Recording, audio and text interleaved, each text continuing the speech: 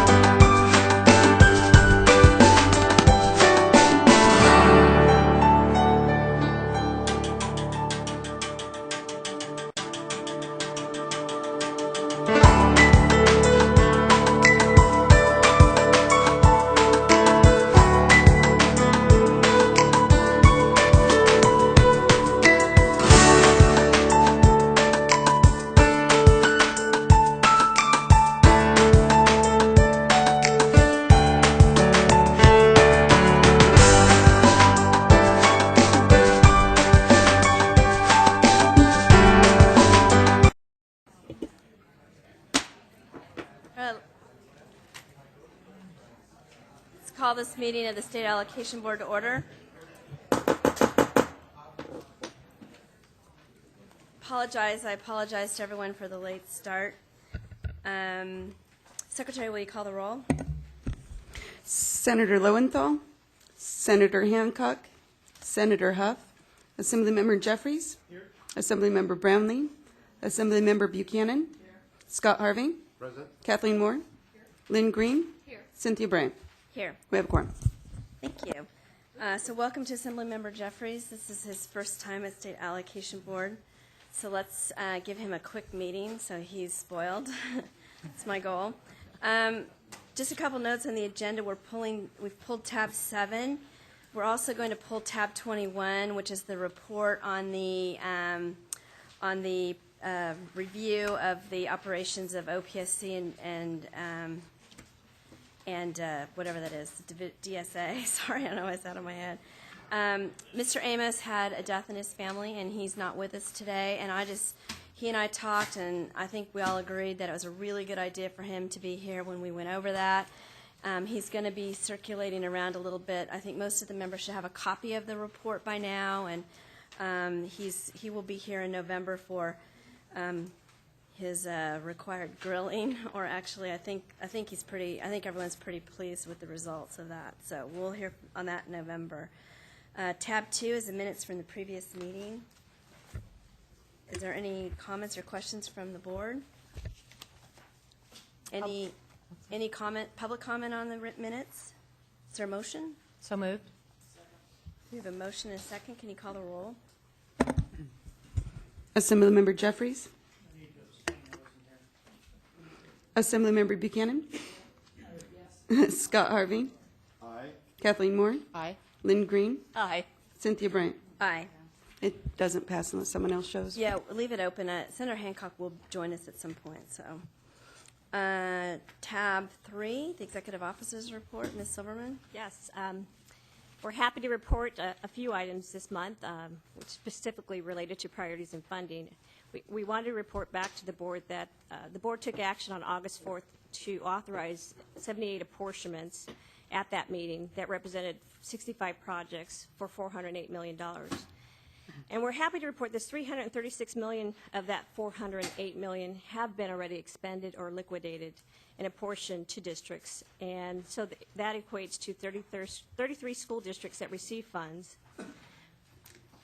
And to date, we still have 7 districts with 13 projects that represent $72 million that haven't come in for the funds. And so we have been obviously communicating with those districts about the urgency, because the time does expire November 12th, and it's very important that they come in and submit the request for their funds for that $72 million. And likewise, I know we've been communicating with the districts almost on a weekly basis to figure out, if there's anything that we could help them with. And the next item is we're also sharing with the board, we are also on tab 12, introducing another priority funding round. We've obviously had success with the last round that was presented, and staff is highlighting today an opening of a new funding round, which will also open in October and in November, in early November. And what's available as we speak now is about $70 million as a result of the board action last month. And again, the goal is to reconcile all the cash prior to apportioning projects, or once those project round is closed, then obviously we'll reconcile all funds, and there'll obviously be available additional funds for that priority round.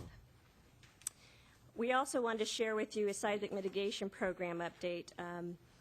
We received funds from the Seismic Safety Commission to go out and set up a template to go ahead and do engineering reports or studies for school districts that may have been impacted with those facilities that obviously are in serious danger and are in the shake zone. So currently we have 9 districts in the state that wish to participate with the engineering study, and the first site visit is going to be happening in the last 2 weeks of October.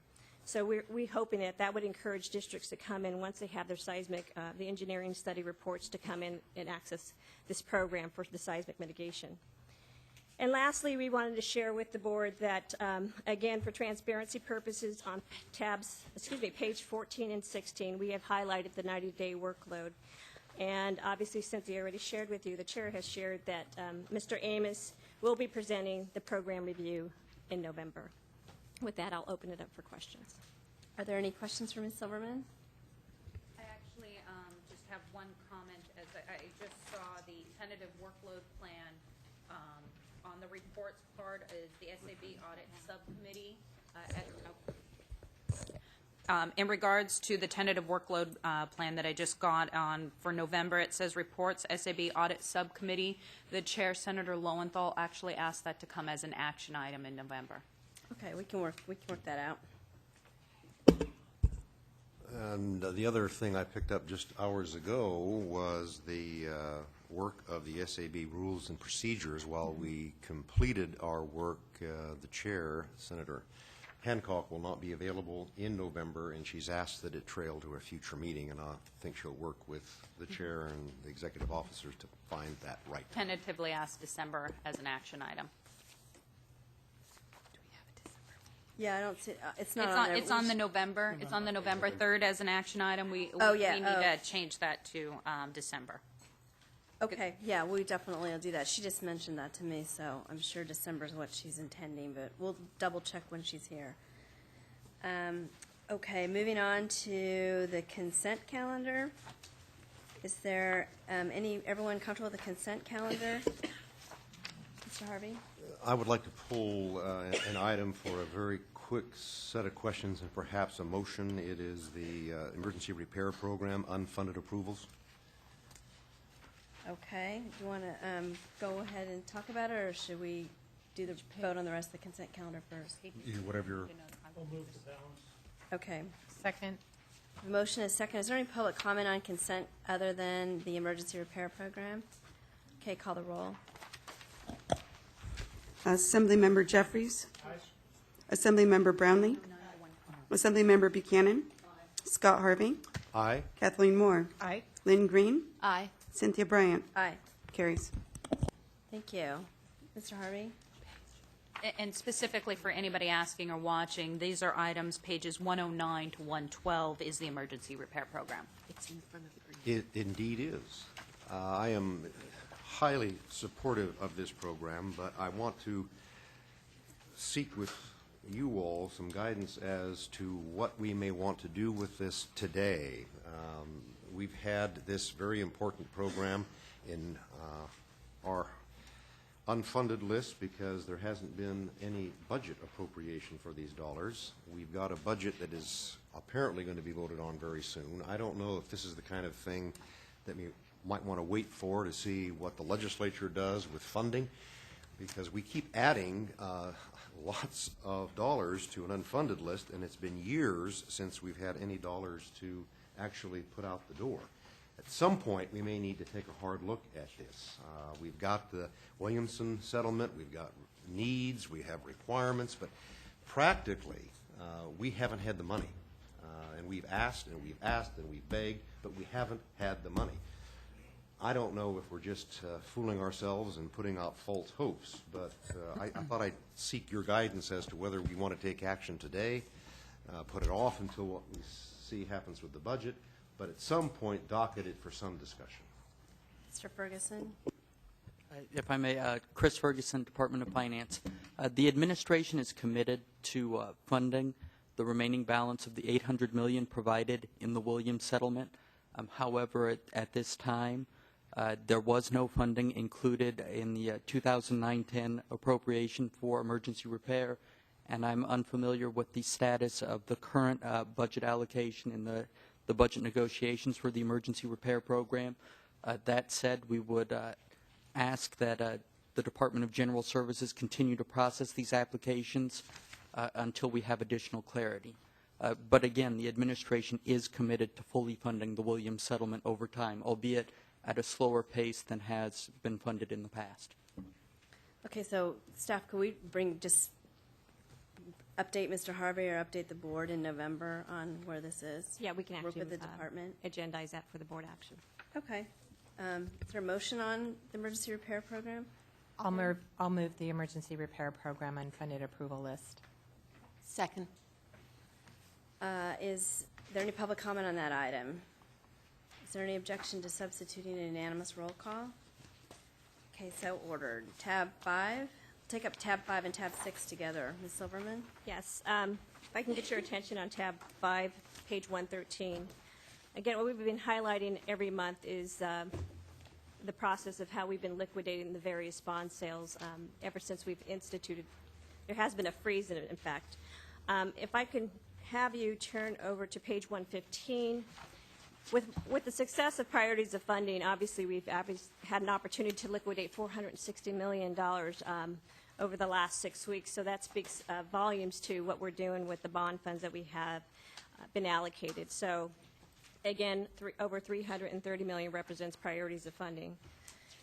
And if I can get your attention and turn to page 116, as a result of all the bond sales from March 2009 through December 2009 and March 2010, we have still $841 million that we speak to that are currently in our fund balances that represents projects that have been apportioned.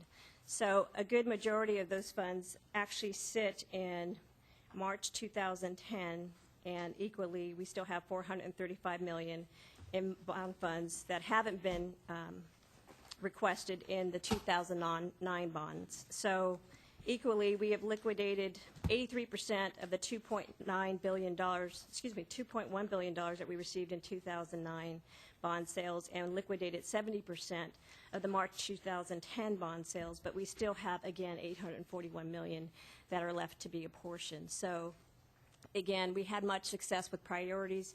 However, when the clock were reinstituted and the board took action back in March, there was still that $900 million that was provided for on a first in, first out basis. So with that, I'll open it up to any questions. Are there any questions on tab 5? Mr. Harvey?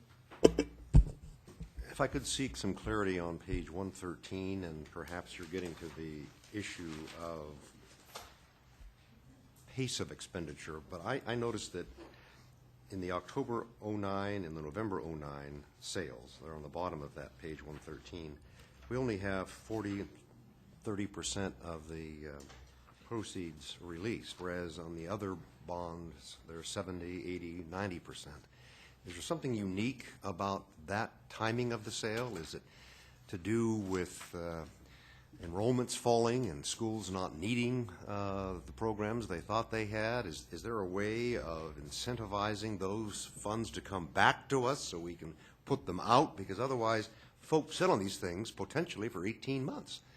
And is there any reason why you think only 40% of those funds have gone out? Well, I know we obviously provided certification sometime in, I believe, in February on these projects or these funds. And I think the reality is, until we had cash to back up some of those projects that were part of the original $2.4 billion, because we didn't reach that turnover point. We had $2.4 billion that was held out there when the freeze put in effect. But we didn't actually get the entire $2.4 billion not until the fall sale, which is representative of the October and the December bond proceeds that came in. So once we got cash for those projects, they were actually established to be plugged back in because their 18-month has been suspended. So until they had cash to back them up, then they became an active project. So those projects technically restarted their clock, and whatever was remaining as far as their 18-month provision was concerned, they still had that time that was still remaining on the books. So technically, why we don't understand as far as why those projects aren't moving forward. There could be local issues why they aren't coming in for the funds. But the good news may be if we adopt the priorities and funding item later in our agenda, and we find a way of having schools release their hold so that we have cash coming to others, that could be another source? Yes, potentially. Potentially. Assemblywoman Brownlee? Thank you. Just to follow up on that line of questioning, do we track at all relative to, the 1,000 school districts up and down the state and school districts who have passed bond measures in their local districts? Do we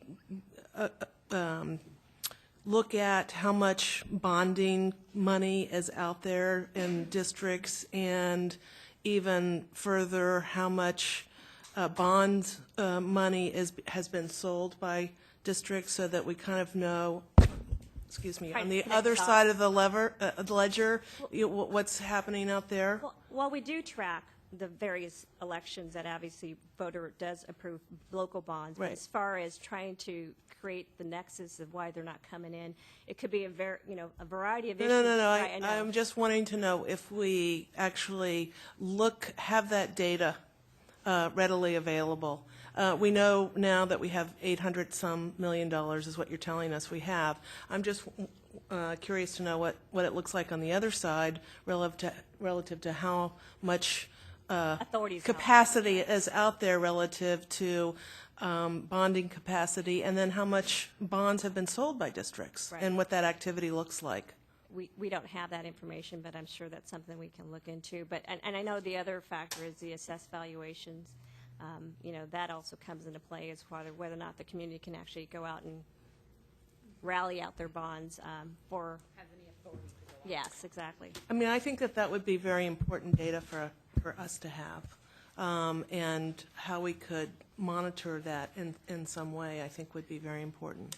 Yeah, it's just something that I share your frustration because all year long we've had this, as we've looked at these issues, it's just something under the old system with the PMIA and the PMIB giving out the loans, we didn't have to worry about that. It was kind of up to the districts, and we didn't need to know. And we've had some assistance from Cash over the last years on surveying their members, and the staff has been more active in asking as they work through various issues with districts, and so we're learning a little bit more about it, but we've never had a need to know. And it's one, did you want to? Yeah, Madam Chair, this type of information is available, or at least it was, in the Treasurer's website in terms of local bonds and what's been authorized. We can take a look and make sure it's still available. We don't know. I think what Assemblywoman Brownlee is getting at is we don't know if they're selling their bonds and if their programs are active. We just don't know what they're doing out there. Assemblywoman Buchanan. I think, and I know we're going to talk about this later in the agenda, but I think the issue is how do we get money to projects that are shovel-ready? But we also have to realize that it's not just good enough to know how much is being sold in bonds, because some of those districts may not even be eligible to be in the state program. They may not have eligibility if it's new construction. Their modernization projects certainly would have eligibility. So we have to. We're going to have to put together a matrix that really will take into consideration the different factors, so we know ultimately what demand there is out there for state matching funds. Anything else on this? Do you want to move on to tab 6? Yeah, sure. So in tab 6, you stamp page 124. What we wanted to present to the board this month is we're actually in Proposition 1D, which is the orange upper tier of your page. We are actually processing $1 million in unfunded approvals that represents 4 projects, and actually 42 projects that represents $94.8 million in modernization, and 78 projects that represents $93.6 million in career tech. Additionally, we're also processing $1 million that represents 5 projects in high performance. So in Proposition 1D, the activity is $190.4 million in unfunded approvals. And in your middle column, we're actually showing or reflecting in the board there's $10.5 million in new construction projects that represents 4 projects that are being processed this month. Likewise, in the lower column, Proposition 47, we're processing 21 projects of new construction that represent $62.5 million. So in total, we're processing $263.4 million in unfunded approvals this month. And if you look at the column next to that, the accumulated unfunded approvals as of August 25th was $2.2 billion. And reflective of this month's activity of $263, technically we have nearly $2.5 billion in unmet needs for this program. So if I can draw your attention to page 125, in the center of the column there is, again, the emergency repair program and the activity. We mentioned earlier there's $13.5 million in the consent agenda that represents 43 projects for emergency repair. So that brings the total to date of cash needed for the emergency repair program of $149.7 million. With that, I also wanted to highlight again the charts. We've made some enhancements this month on page 126. In the spirit of trying, I understand this, the chart's still small and the numbers are still small, but at least maybe with the microscope you can see the numbers. We'll work on enhancing this as we go through. For Proposition 1D, we have liquidated out of the original $7.3 billion, 58% of those proceeds have been apportioned. And then the maroon column represents the unfunded approvals, and 17%, or $1.2 billion, have been liquidated. And we still have untapped authority, remaining bond authority of 25%, or $1.8 billion. And page 127, Proposition 55, over $10 billion in bond authority. The blue represents $8.7 billion that have been apportioned. That's 88% of the bond. The maroon is $683 million, or 7%, has reflected on the unfunded approval list. And we have 5% of remaining bond authority in Proposition 55.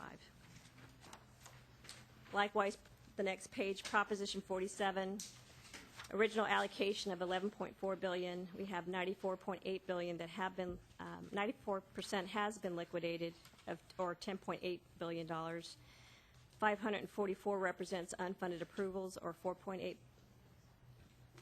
and we still have 0.4%, or 49.4, that remains in bond authority. And the last chart is representative of the new construction bond authority from Proposition 1D, 55, and 47.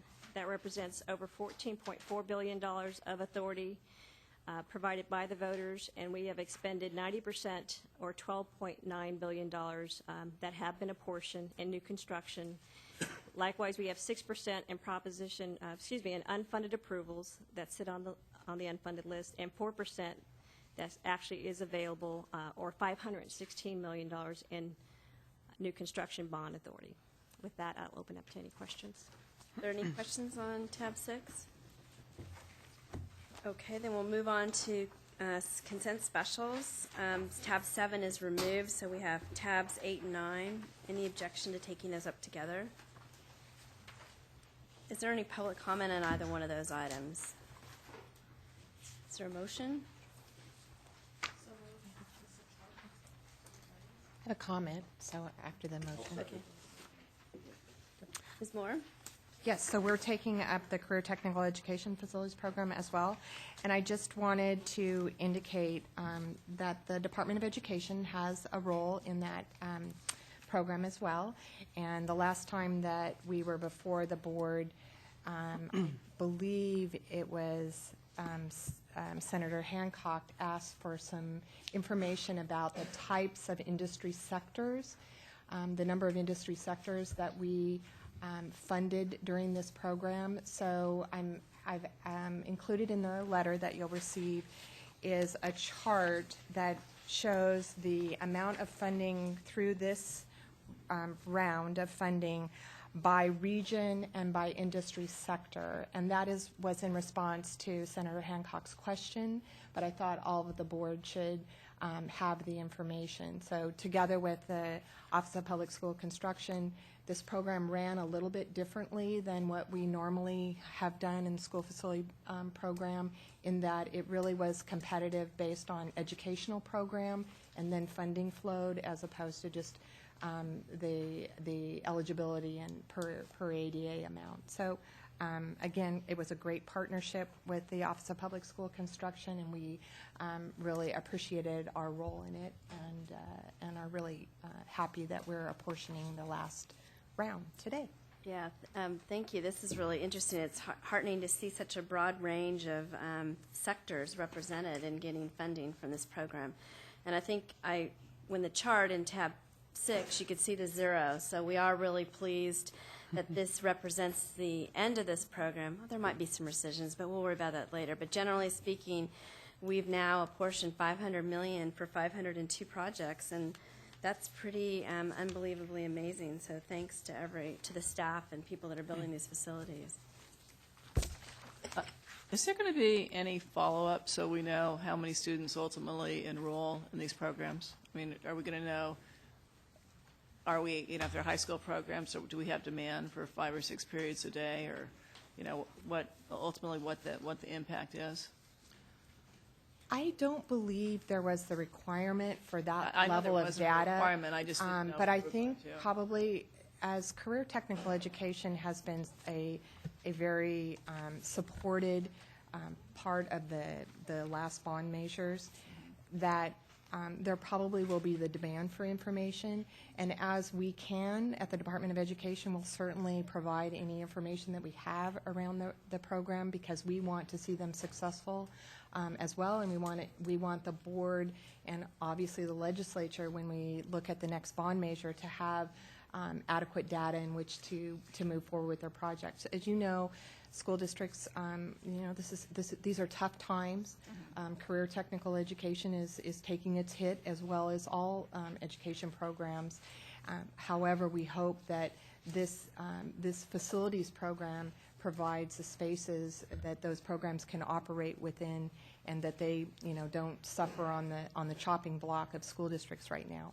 It's a good first I support step. the program. I just think it'd be to have some follow-up surveys or something, just to have some information on, ultimately how successful they are and what the impact is, if we're going to, move forward and have an idea of the direction we should be going. I think that we can certainly, from the department, provide that type of information. As you know, career technical education is one of the components of closing the achievement gap, and one that our superintendent has been very interested in. So any way that we can assist to provide good decision-making at the state allocation board level, as well as at the legislative level, we will provide as much information as possible. Okay, so we have a motion and a second. Is there any objection to substituting the unanimous roll call? Okay, hearing none, so ordered. Moving on to the special and appeals. We're going to take tab 13 first. Probably should have ordered it that way originally, but it wasn't until we were really looking at things. So, Ms. Kampminer.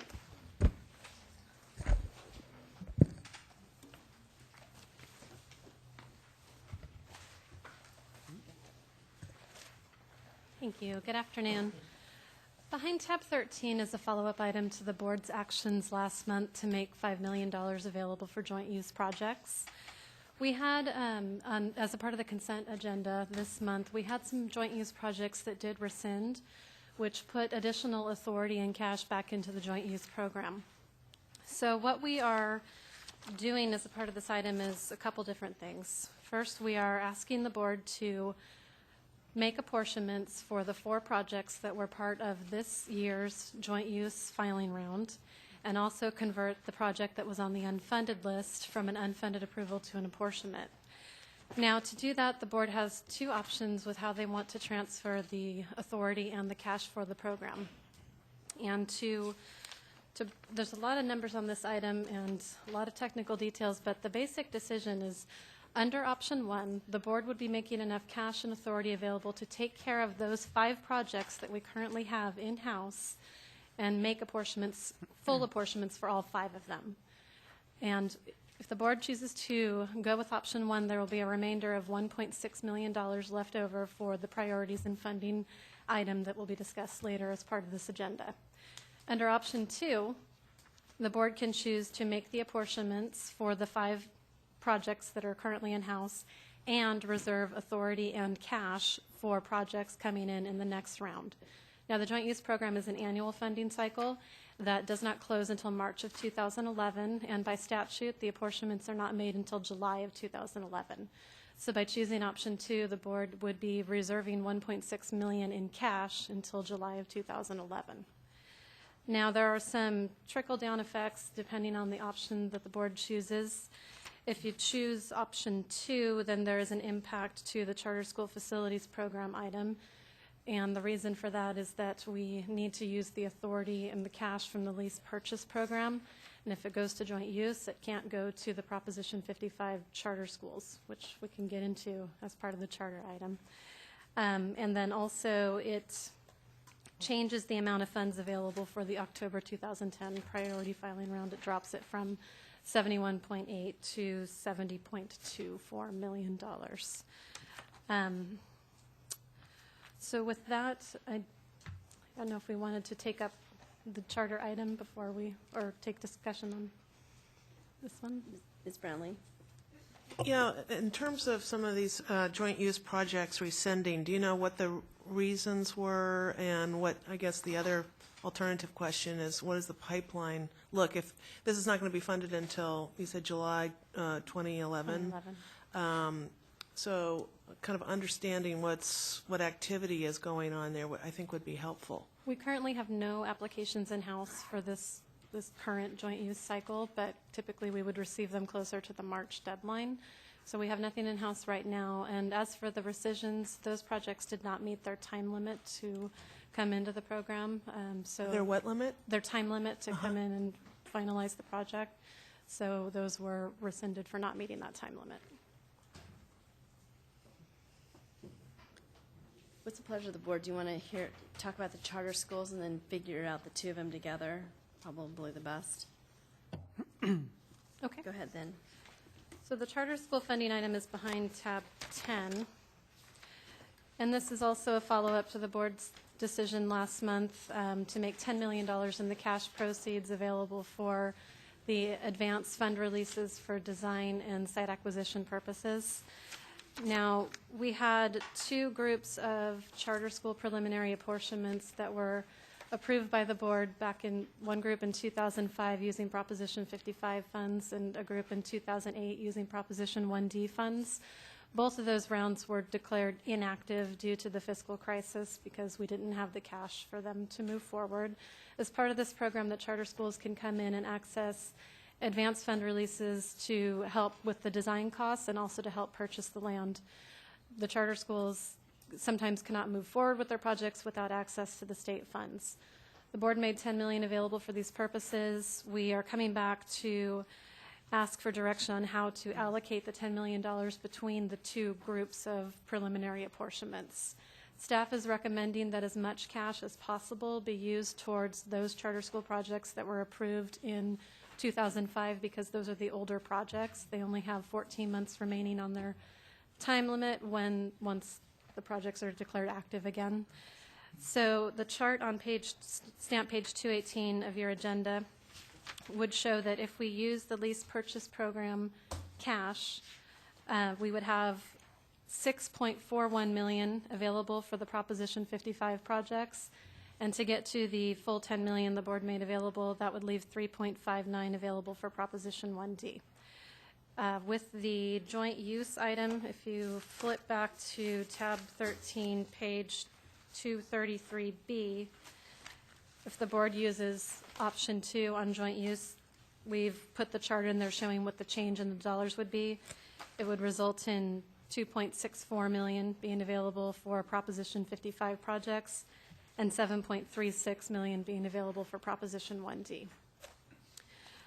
Now, there are also two other things that we are seeking direction for as part of the charter school item. Because these projects have been waiting for cash for so long, we don't have just the list where we can go straight down the list of a first in, first out method. So we're proposing that once the board determines how much cash to provide to each group of charter school projects, we're proposing to notify all of the charter schools that would be impacted and ask them to submit a letter requesting participation if they're ready for their advanced fund release or site acquisition, design or site acquisition money. Once we receive the request letters, we would then conduct a lottery to see, we would conduct a separate lottery for the Proposition 55 money and a lottery for the Proposition 1D money. And depending on the number of recipients pulled, the applications or the applicants would have a set time frame to come in and meet the program requirements. They have to go back to the California School Finance Authority to update their financial soundness determination before we can release these funds. And so the timeline for them to complete those documents is dependent on what the workload impact is going to be to the California School Finance Authority. So if we receive more than 8, if we receive 1 to 8 recipients as a result of the lottery, then the charter schools would have 90 days to complete the necessary steps and submit their fund release request. 9 to 15 recipients, we would have about 100. We would have a 120-day timeline, and if we get more than 16 recipients, it would be closer to 150 days.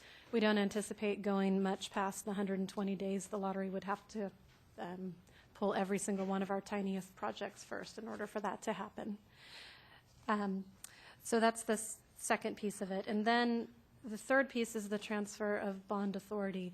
If we use the LPP cash for the Proposition 55 projects, we have leftover LPP authority that moves to Proposition 55. Now, the authority is not going to be used for the charter school projects. We've already reached the cap on the amount of bonding authority made available under Proposition 55 for these projects. So we can use the cash. The authority goes to Proposition 55, but we need the board to determine whether it goes to new construction, Proposition 55, modernization, or joint use. And with the chart as it is now, you're deciding on $5.83 million in authority. If you go with option 2 on the joint use item, it goes down to that $2.06 million number in authority. And with that, I will take questions. That was very well done, Barbara. Sorry. Show of hands, how many followed that completely? I did. Could she repeat that? Yeah, she can. That's what's so funny. So, are there questions for Barbara? Any initial thoughts? I have a question, and that is, I know at our last meeting, we were dealing with the amount that was remaining at the time. I gather from your discussion here and from the document that I've just perused, that we have an additional situation with some additional money that came back in from rescissions on joint use. That being said, I think also at the time of the motion to put 10 for the charter schools and 5 million for the joint use, when we talked about the 5 million for joint use, we were talking about funding the projects that were known. Is that correct? Mm-hmm. And to do that, we actually need 5.88 million. Correct? Pardon? What? 5.88 in authority. You need 6.79 in cash. 6.79 in cash, and there is actually in cash available, so to speak, for joint use in the amount of 8.41. Okay. Well, if I may, because we were the motion, the department really supported, and I know the board does as well, supported the charter, or supported both charters and joint use, but we made the motion on joint use, and I think made the motion with the thought process that the 5 projects that were ready would be able to proceed. So to honor that, but then to also honor that the 10 million for the charters, I would move, is it option 1 that funds all of the joint use that's available, correct? And then provides a maximum amount for the charters in both authority and cash, correct? Am I making a correct statement? Yes, and with option 1, you would also leave 1.62 million available for priorities and funding, extra cash. And then there's a decision that the board needs to make concerning that. That I could support that, so. I would second that motion in large part for what you've articulated, but also it does free money to be spent now for construction-ready projects. It doesn't keep it until July 2011. And the impact of that is that we would be, in the charter school world, we'd be funding, so to speak, more recent applications than the older ones. Is that right? If you use option 1 on the joint use item, you are funding more of the older charter applications than the newer ones. So Which is good. Okay. All right. Is there any other questions on that? Is there any public comment on this item? Do you want to go ahead? Pardon? Silence. Thank you for the silence. Just to make clear, we're voting on option 1 for joint use. Yes. Is that correct? Yes. We do need to take them separately. Yes. We'll need to Okay. take up both of them separately. Okay, then this is on option 1 for joint use. Tab 13. Call the roll. Assemblymember Jeffries. Aye. Assemblymember Buchanan. Scott Harvey. Aye. Kathleen Moore. Aye. Lynn Green. Aye. Cynthia Bryant. Aye. Would you like me to hold it open for Assemblymember Brownlee? Yeah, and Senator Hancock. Would you like to make a motion on tab 10? Since you were so good at it. I was doing well. I don't know. I might not be able to continue on that. So in keeping with what I indicated, It's just a staff we recommendation. would approve staff recommendation, Yes, correct? that's correct. To execute what we just said. Right, if you approve staff and by approving staff recommendation, part of the recommendation is also to transfer the leftover authority to the new construction pot in Prop 55. Yes. Two recommendations on page 219. Yes. So I would move staff recommendation. Okay, without objection, we'll substitute the same roll call that we had on tab 13. Okay, moving on to tab 11. Barbara, I think it's you again. It's me again. Tab 11 is also related to the Charter School Facilities Program. This is a follow-up item and one of the last stages in the implementation of Senate Bill 592.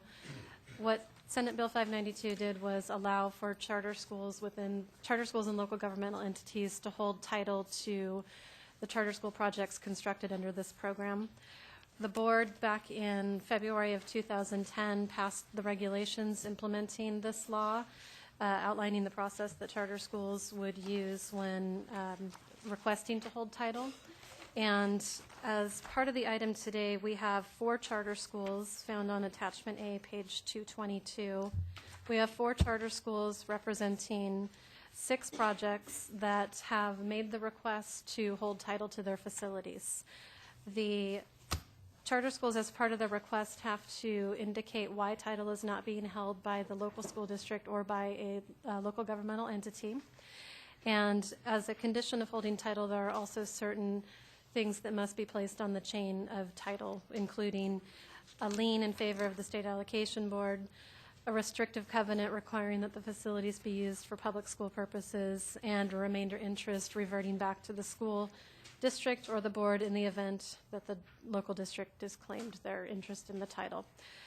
Staff has reviewed the requests from these 4 charter schools, and they meet the requirements in Senate Bill 592.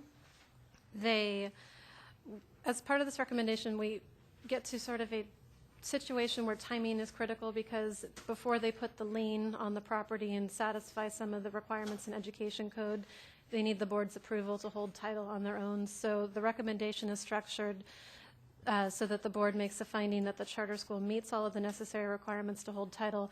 However, if it's not finalized, if the conditions are not placed on the title, we would come back to the board with a different recommendation, because that project would not be in compliance with the education code. We don't anticipate any problems with these projects at the current time, though. With that, we would ask for any questions, and then also for the recommendations, we are inquiring as to whether the board would like these items to be placed on the consent agenda in the future. And with that, I'd be happy to answer any questions. Are there any questions on this item? I think moving into consent would be an excellent idea, similar to what we did last month, where we're just hearing it for the first time, and then we can move it to consent with the same documentation. Did I miss a question? Yeah, I'm sorry. I know I had to step out for just a minute to take a phone call, so I apologize. But I wanted to, on this particular item, I wanted to, and if somebody's already asked the question, I apologize.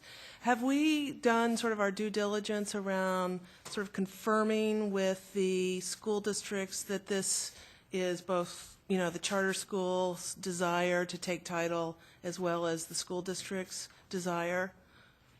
What we ask in the letter is, and it's actually in the regulations, is that the charter schools certify that their statements are, they're basically certifying to the accuracy of their statements. What we've learned from these charter schools is that they have worked with the school district, but that the school district, for various reasons, doesn't wish to hold title, typically for reasons of liability. With these particular schools, we have actually heard from, I believe, 3 of the districts who have asked OPSC if there's a way out of holding title in the past. So we we're not aware of any issues with the school district being in disagreement with this. We also did notify the impacted school districts, and we plan to do this in the future as well, but we did notify them that an item related to a charter school holding title within their district was going to be presented to this board, and gave them contact information if they had any questions or concerns about the item. Okay, so you send out a letter to inform the school district that this item's coming before the state allocation board, and then you said you asked the requesting charter schools to confirm with the school district? Well, the charter schools, as part of submitting their letter, they have to indicate why the title is not being held by the school district. So in the letters, which we've included for your reference, they've provided some reasoning behind that, and then they also certify that the reasons that they're giving to the board, they certify that it's true. So it's sort of a self-certification. We're going to be talking about, I guess, that later on in another context, but that's sort of what it is a self-certification. Self-certification. We tend to hear a lot about these projects, even though it is a self-certification, so we're pretty comfortable with these districts just because we've gotten the phone calls prior to any discussions about 592 being in place. Okay, and so there's a proposal now to put this on the consent calendar with future recommendations. Well, I guess I have a little bit of a concern around that. I think in, 95, 98% of the cases, it's probably very mutual, that this is coming together, because I hear districts' concerns about liabilities and other kinds of things, and so they want the charter school to take care of that, but that's might not necessarily be true in every single situation. And I've just been up here today, but I've heard a little bit of rumblings. I don't know if there's been any testimony about some district concerns about a school or two here that's on this agenda. So I'm a little bit worried about it being on the consent, just so that we have sort of the proper airing of it, and not that if it's not on consent, it doesn't get aired. And I know that we can pull items off of the consent, but I just want to make sure, I think most importantly, that we're really doing our due diligence, that everybody is indeed informed up front, so by the time it gets to us, it's people are very clear. I mean, this should be a process where there's not any public testimony at the state allocation board, because that agreement took place in the district, and we're just then ratifying their agreement, and that's the way it should be. I think that's the way the law is written, and I just want to make sure that that's what we're doing. And if we find that we're not getting any public testimony on stuff, I'm fine with it going on consent. But if we're getting into a place where we're having to pull items and so forth and so on, then I think that we have to kind of look to see how we can bear better our due diligence around informing districts about what's happening. Did you have a comment? Assemblymember Buchanan. As Assemblymember Brownlee said, I mean, it seems to me if you can pull an item from consent, then that should solve the problem. I mean, I assume you're going to continue to notify districts that you have a request. So I would hope that if a district objected to title being transferred, that we would be notified, or in that situation, you would put it on as an action item instead of a consent item, and we would discuss that separately. One of the possibilities is kind of a middle ground, is if this isn't, I don't know if you're thinking of regular consent or consent specials. If this is in consent specials, it's in a separate tab. It highlights it much more to the public. Right. And we usually take them up in a group. But so is this a consent special? I don't know I'm not sure what your recommendation was. Specials right now, if we could move it to special consent or consent, whatever the board is. Be happier with it being in special consent. Even though we might be... I was going to say we had a recommendation that combined the consent calendar into one calendar. Well, we're not there yet. So we may have to discuss this when it comes to the full board. And if it wasn't there, I would prefer that we run with this as an agenda item for, another time or two before we leapfrog into it just being on consent. I would prefer that, but I would be happy if it was on the special consent item as we know it May not be today. having it. We'll at least have special consent for 2 more months. Exactly. I think Yeah. we can work with that. We'll work with that. Okay. Exactly. We're clear. I think everyone's clear on what the concern is, so. All right, so I just want to, so we're moving on, I think, to next is tab 14, which is, Do we need a motion on this? we need to move this. I would move Yeah, the sorry. staff recommendation on this charter item With the adjustment on consent calendar. with the adjustment to special. So that would be recommendations 1 and 2 and not 3? Well, it is 3 with an amended. Depending on special consent. Oh. Yeah. Special consent. Second, whatever he said. Want to call the roll? Assemblymember Jeffries. You know, I don't have a dog in the fight on the special consent, but sure, okay. Assemblymember Brownlee. Brownlee. Assemblymember Buchanan. Scott Harvey. Aye. Kathleen Moore. Aye. Lynn Green. Aye. Cynthia Bryan. Aye. Carries. Okay, next is tab 14. Before we move on there, I just want to just thank the staff. We kind of, our motion last time on this 5 for joint use and 10 for charters seemed easy to all of us, but this OPSC staff, led mostly here by Barbara, just had an amazing time trying to, that's why the items were difficult and complicated, trying to explain it. I mean, the amount of work that went into Barbara's 5 or 10 minute explanation is incredible. So thank you, because I think we did something really good here, and we couldn't have done it without your work. So thank you. I thought we were done with it. I missed one. Okay.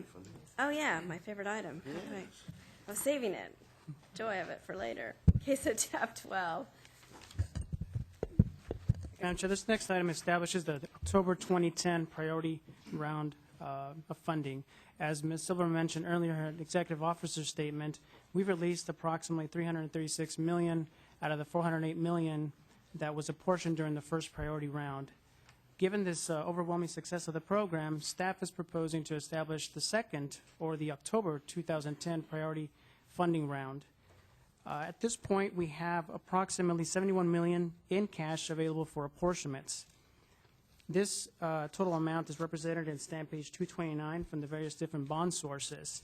Staff is proposing to use this cash available as well as any additional cash that becomes available as of the November 3rd board meeting for the next priority round of funding. In order to open up the next filing round, staff has updated the procedures established during the first priority round as listed on the attachment on page 230. Some of the highlights that we've updated is just that the board will be declaring that the new filing period would be from October 7th through November 8th. This is the filing period for districts to submit their certifications. The certifications are the same that were in the first round, which is essentially that districts have to certify that they can come in within 90 days of an apportionment and submit a fund release request. And if failure to do so will result in them being placed on the bottom of the unfunded list, and they would receive an unfunded approval date of March 2011.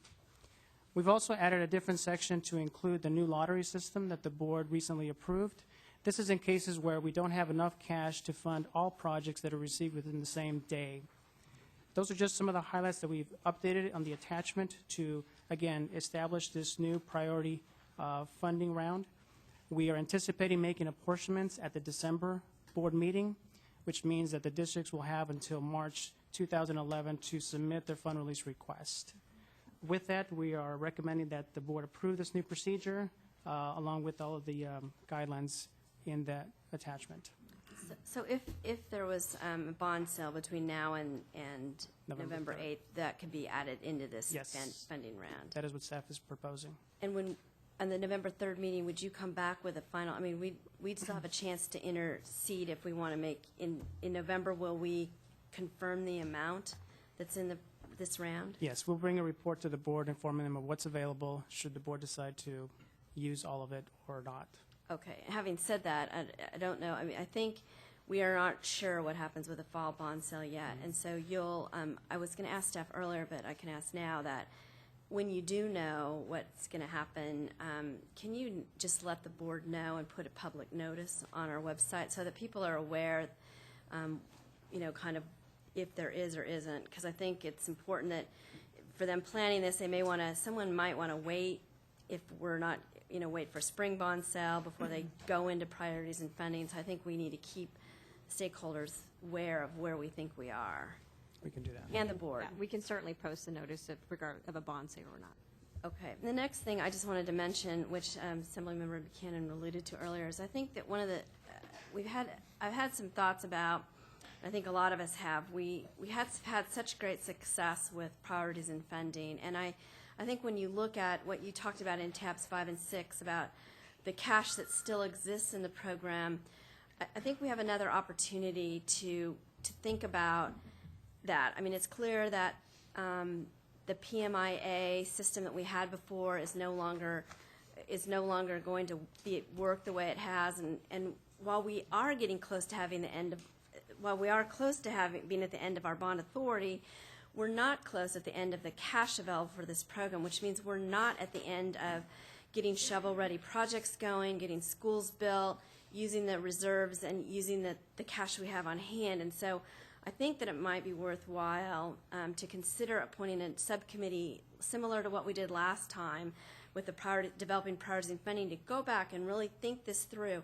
Where does the board want to be in this post-PMIA world? And the Department of Finance, we have a lot of expertise in that, and we're happy to help. I think it's kind of time that I used to think, turning back time to the beginning of the year, that even though we are in this post-PMIA world, that we didn't have to do this. But as I think we have such a hunger for shovel-ready, and that we've seen that we have a system that we can do it, where we can honor all of the conditions that are in our program, make sure that schools have certainty about what they're going to get funded, but use our cash to stimulate, to move, to get some of the shovel-ready stuff done. And so I think Assemblymember Buchanan might want to add to what I just said. Now, we talked a week or so ago, and I just have a strong interest in making sure that we find a way to release funds to districts that are ready, projects that are ready to go to bid. Because, if we are prioritizing projects that aren't going to go to bid for 12 or 18 months, we're doing very little to help the economy get going. And then along with that, we really take a look in terms of, because once we allocate the funds, we set them aside. So, making sure we take a look at that to make sure we're actually funding as many projects as we can. Take a look on average how long it takes for projects to go to bid, so we, ultimately reserve the right amount and make sure we have bonding authority for those that have been approved, but we're doing it in such a way that we're getting money out to schools and projects, and, it's benefiting the schools and the kids, and it's also benefiting the economy. So I think it's worth a discussion. Any other thoughts on this? Mr. Harvey? Well, I think three of us at least share this interest. I think that's what prompted my questions on the 40% of expenditure in one of the bond categories, the fact that we have money, a large amount of money, that is not available to those that are in need and construction ready. So I absolutely would support any discussion by any group involving any stakeholders that can talk about ways to incentivize those that are hanging on to the money, that may want to let it go, and some promise of getting put back at the top down the line, but let's take advantage of those that have projects that are construction ready. And of course, I love to rediscuss what we mean by construction ready, but we'll save that for another meeting. Okay. So I'm completely willing, again, to spend as much time as possible with the stakeholder groups. I just thought the subcommittee process worked so well on priorities and funding, on getting the lottery decided, on all those things, and I think it's the fastest way for us to do it. So if anybody would like to join me on a subcommittee, I'd be happy to. Want to do that? Kathleen? Yeah, I just had a comment. I'd be happy to serve on the subcommittee. I thought it was a very good vetting process that we did before, and we were able to come forward to the board, I think, with a proposal that had been carefully considered, and lots of people had the input on it. And I would share the interest of having shovel-ready projects at the same time honoring that we have a portion to those districts, and how indeed do we honor that in a way that works for school districts. So I think that's an important piece of the puzzle, and I'm sure we'll hear from districts as well what good ideas there are around that, and I'd like to see that represented as well. So be happy to serve. Okay. Just want to add something? Just one question. Are we going to also offer to the 3 senators who may not have a chance to be here today if they are also interested in serving?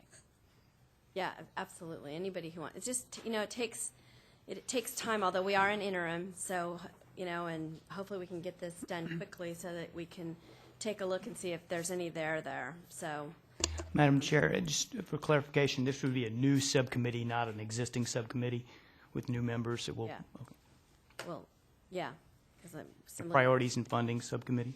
I guess it could be a reconfigured priorities and funding part due. Doing an ad hoc committee, right? Yeah. Okay. If I could, I would love to serve on that for as long as I'm in this capacity. Okay.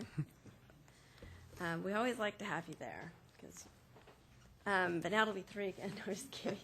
All right. So, is there a motion on the priority on opening this second priorities and funding round? I would move staff's recommendation. Call the roll, please. Assemblymember Jeffries. Aye. Assemblymember Brownlee. Assemblymember Buchanan. Scott Harvey. Aye. Kathleen Moore. Aye. Lynn Green. Aye. Cynthia Bryant. Aye. Carries. Okay, then, tab 14. I just want to just kick off tab 14 while Rick's coming up to the dais.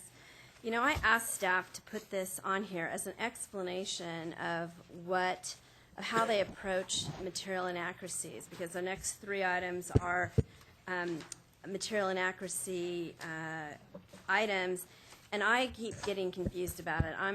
It hasn't come to us in a while, and so this is not an action item. I got a lengthy legal analysis about why it is bad or not bad. We can talk about that later. It's really, the purpose is just to walk us through how they make their recommendation. When we get to the next items that are district specific, we can reject those recommendations or we can do anything differently, but it's really just merely just how the staff looks at these issues when they're making a recommendation to us. We decide everything when we get to the district specific ones.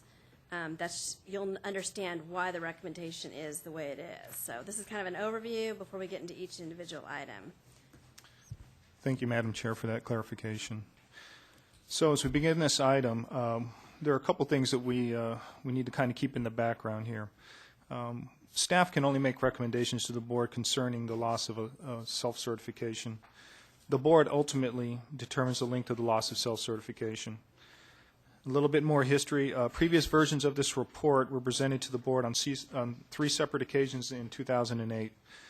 As a result of discussions at the January 2008 SAB, staff was requested by the board to come back and discuss the background and methodologies used in recommending interest due to the state and a time period for loss of self-certification privileges. The board requested the background and methodologies be discussed further at the implementation committee. The issues related to premature and invalid fund releases, which are a type of material inaccuracy, were discussed extensively at 4 implementation committee meetings. Staff also formed a work group consisting of implementation committee members to solicit further suggestions. In terms of authority, statute states, if any certified eligibility or funding application related information is to have been falsely certified by school districts, architects, or design professionals, hereinafter referred to as a material inaccuracy, the OPSC shall notify the board. The material inaccuracy statute became effective January 1 of 2001. The statute also provides the board with the authority to impose penalties if material inaccuracies have occurred. Additionally, SAP regulation defines material inaccuracy as any falsely certified eligibility or funding application related information submitted by school districts, architects, or other design professionals that allow the school district an advantage in the funding process. As a point of clarification, under the laws and regulations governing material inaccuracy, the term falsely certified is used. However, it is not necessary for the board to determine that the certification was knowingly false. The term in this context is the simple and common meaning of an inaccurate or false statement. For your reference, we've added additional authority citations in Attachment A on stamp page 237. Before interest and loss of sole certification privileges can be imposed on a district, the board must find that a material inaccuracy occurred for the district. Once again, I reiterate, only the board can make a finding of a material inaccuracy. Staff presents research, analysis, and recommendations to the board for material inaccuracy consideration.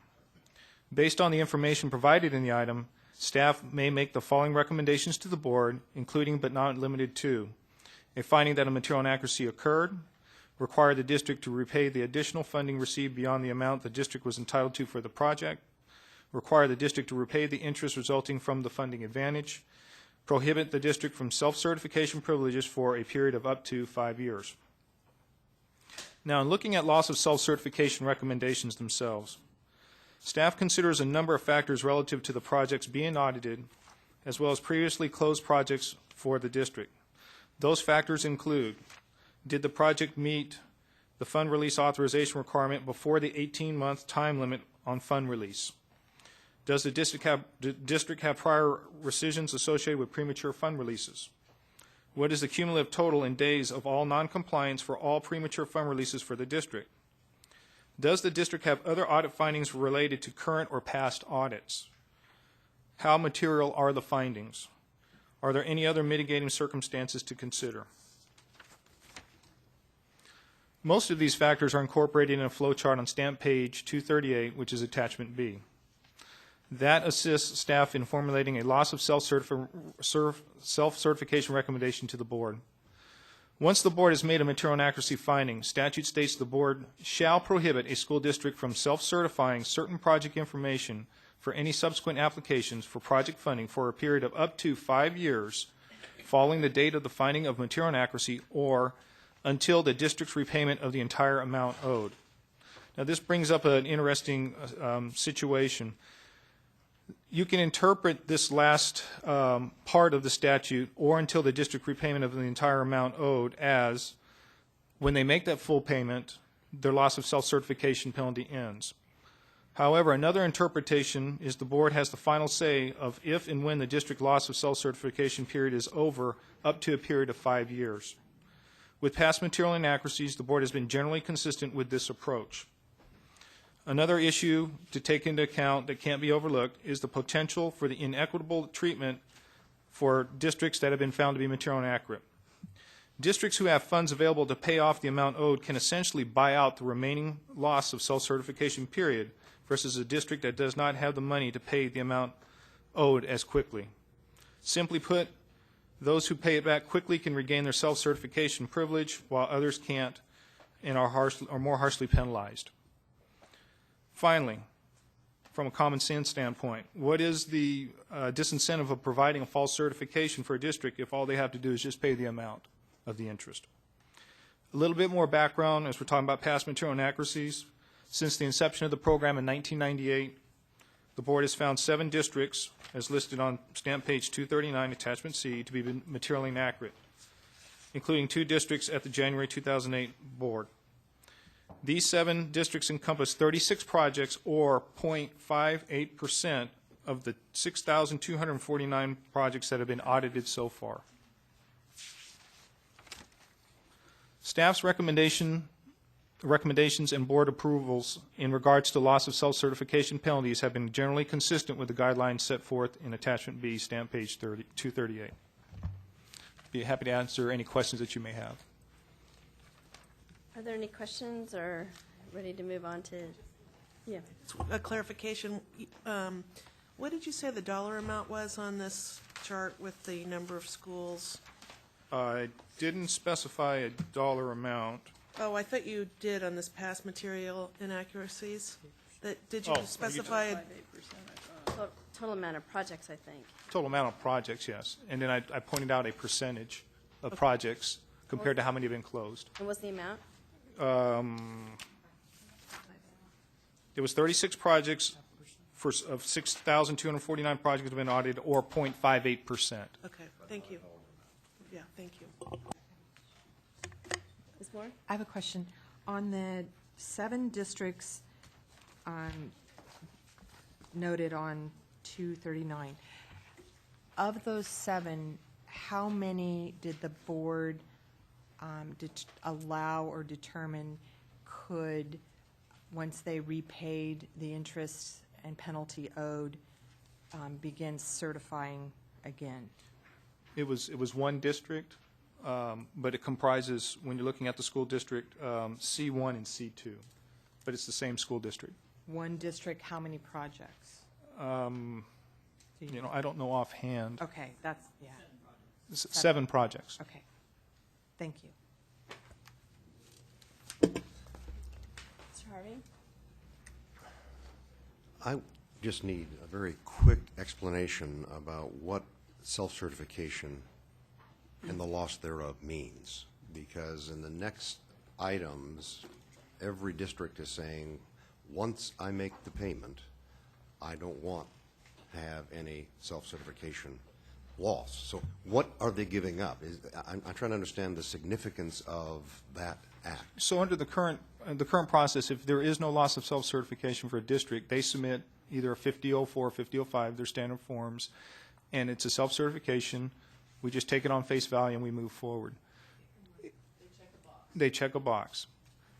With a district that has loss of self-certification in place, we have to do our due diligence and follow up with some additional documentation and additional research to make sure that the certification is correct. So they get their money, but they don't get it as timely. And they're charged $100 an hour to go through that process. And how many hours do we normally take to do this additional work? How costly is this to a school district? Well, as a frame of reference, I believe in one of the other items, we talk about the fact that it would cost I think it was $4,400 to have looked at 7 projects. And I may have to skip forward maybe to take a look at that particular item. But yeah, I think we do kind of break it out. That would be $4,400. Give me a second here. Just one. Stamp page 249. Yeah. 249. And one quick question. I'm not sure if OPSC knows this. What is the financial or fiscal effect for losing self-certification on a district for their ability to sell bonds or move forward on their projects? Do we know that? No, we don't know that. We don't know the implications for that. Is there anyone that has any recollection of the public policy argument for why this, I'll call it penalty, loss of self-certification, was part of this matrix that you look at? I believe they're paying the fines, they're paying the interest back, and then we also have the right to say up to 5 years you lose this thing. Do we know why that was a tag on or an add-on?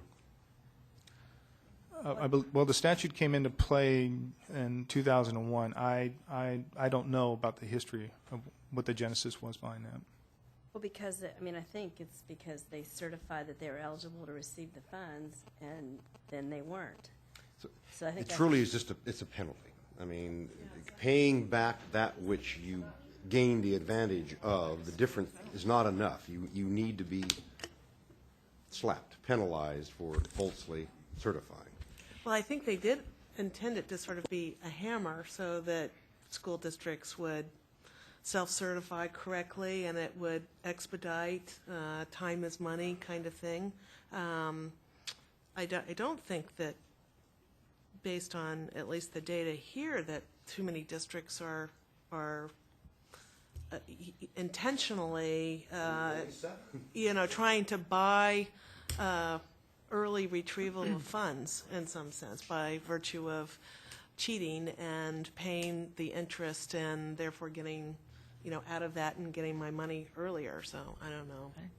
We're going to hold public comment on this item. Tab, you can speak on 15. We're going to hold public comment on this. Okay. Thank you. I just did want to get a little bit of why this came about. Well, if it's helpful, go ahead. I was trying to avoid public comment because I'm trying to save time, man. Tom? Come back. Really quickly. Madam Chair, members, Tom Duffy for cash. The school facility program was brand new. It began in late of 1998, and it was taking flight in 1999 and 2000. Jack O'Connell wrote this legislation because of the enormity of the responsibilities districts took upon themselves for making self-certification. And there were concerns because of the amount of bond funds that sometimes districts would potentially make mistakes. I think that in terms of the history, there's been very, very few issues about this. We really like self-certification. We think that really helps to speed things up. Mr. Harvey, I think you recognize that, and I believe that the districts are, in the main, honest. But it was because this program was new and self-certification was across the board where it didn't exist before. All right. Okay, thank you. I'll be quiet the next time, too. Okay, thank you. And now I've opened the can of worms. Additional public comment.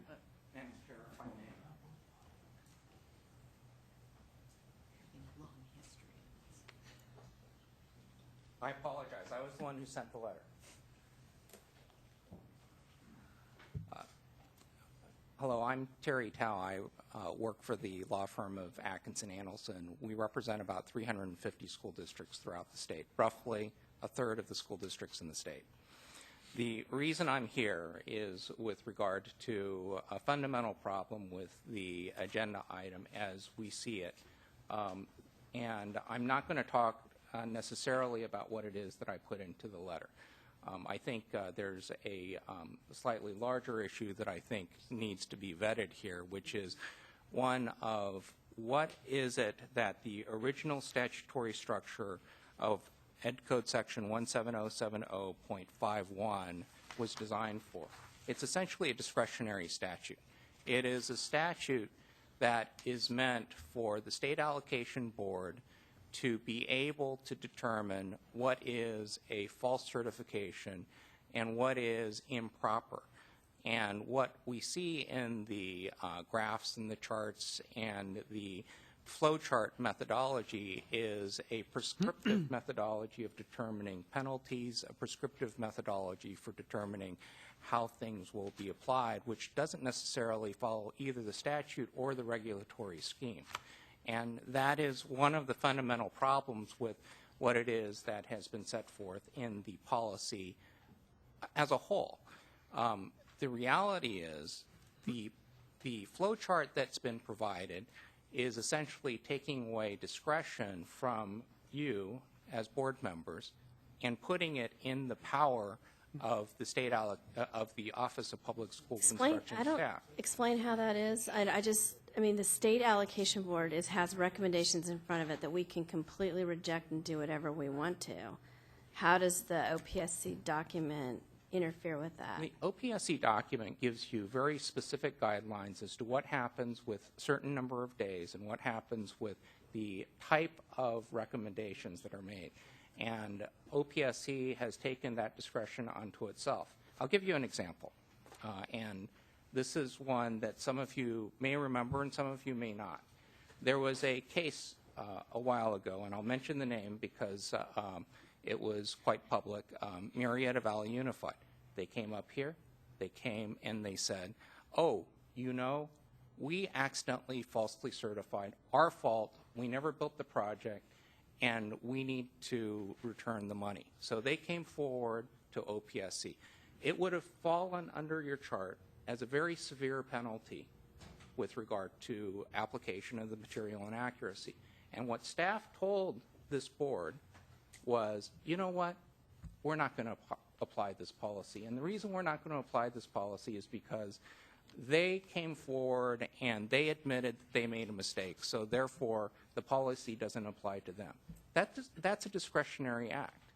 The other thing that I think is important to recognize, if you go back to 1859.2, the definition, it seems like every time that definition is brought up, the actual definition seems to be misinterpreted.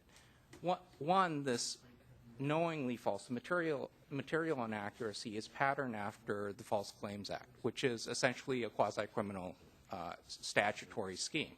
And as such, there are implications to the school districts that are extremely severe.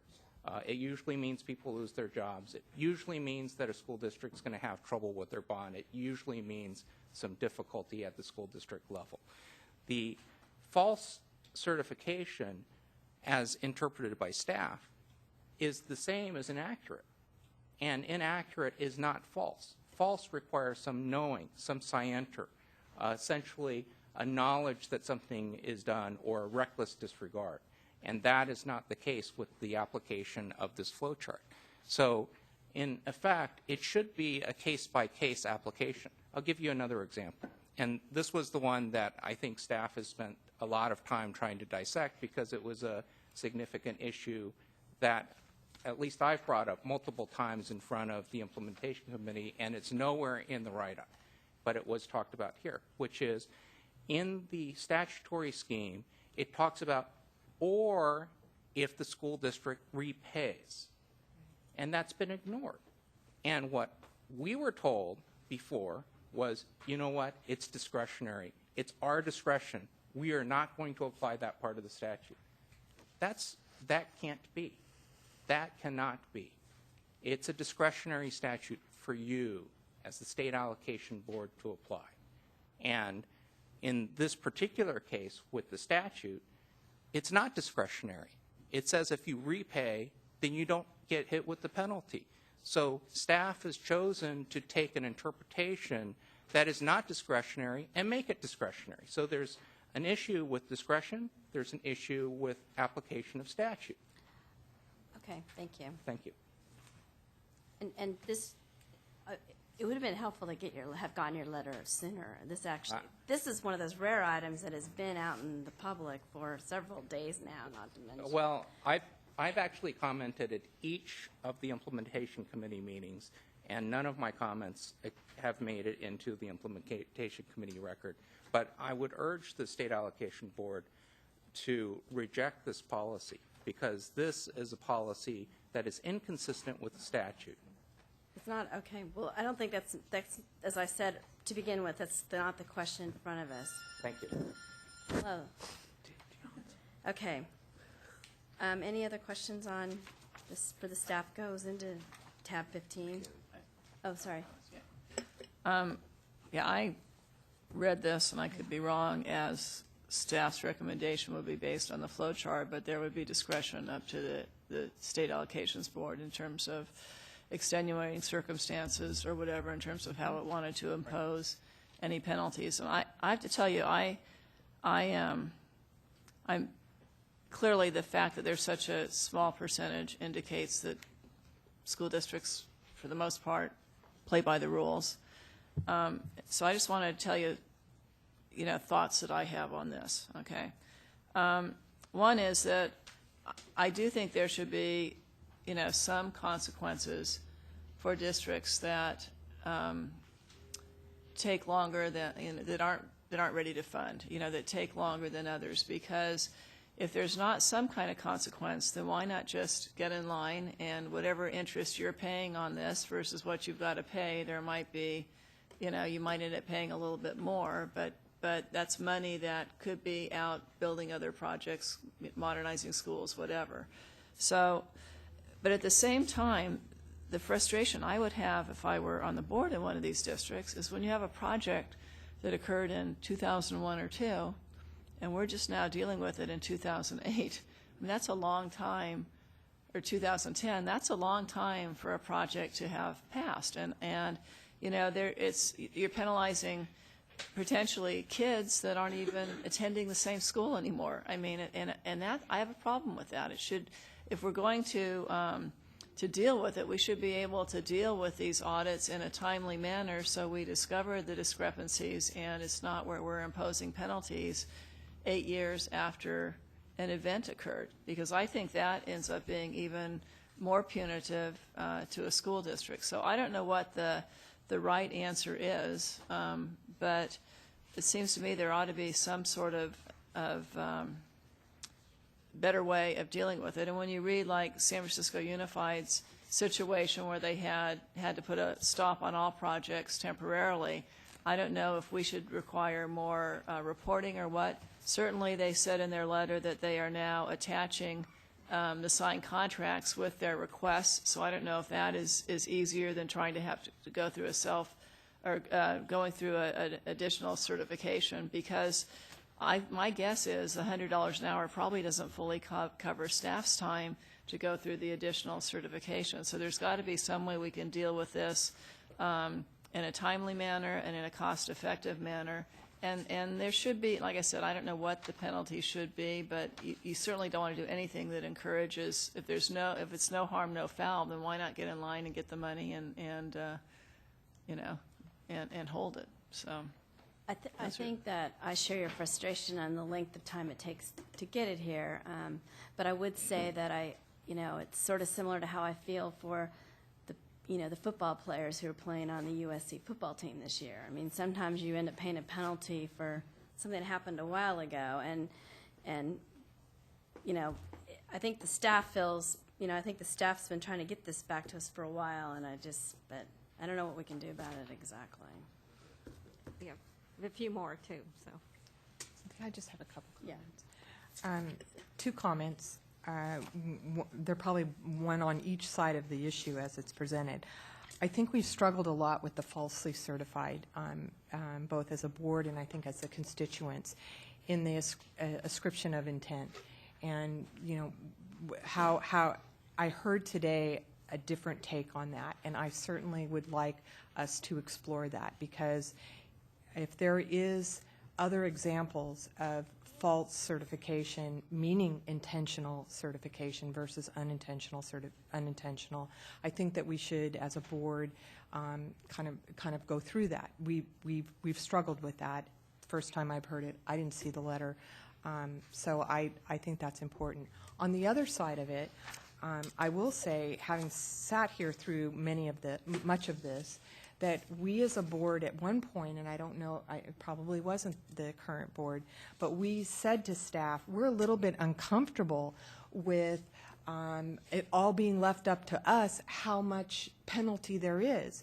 And I do believe that staff went back and said, well, here's a construct that you could work within. That's objective. It says how many days there are, how much it would be. You, the State Allocation Board, could work within that construct. We'd make the recommendation. I think staff was actually feeling a little bit concerned about making a recommendation about a material inaccuracy, how much there should be. But we asked for an objective standard, as I recall, and that's probably where the genesis of some of this came. So comments on both sides of it. I'm not sure we're there yet. But we certainly owe the 3 districts that are before us today an answer, and directly because what you've brought up. This can't go on and on and on for a school district, especially when we know that it's here. So I hope that we can take action on the school district items and perhaps go back and actually look at some of the legal issues that are raised with our legal counsel and refine this even better. So that we move forward both on the material inaccuracy acknowledgement of school districts and what the board does. I actually think there's a pretty good success story here if you look at the percentages.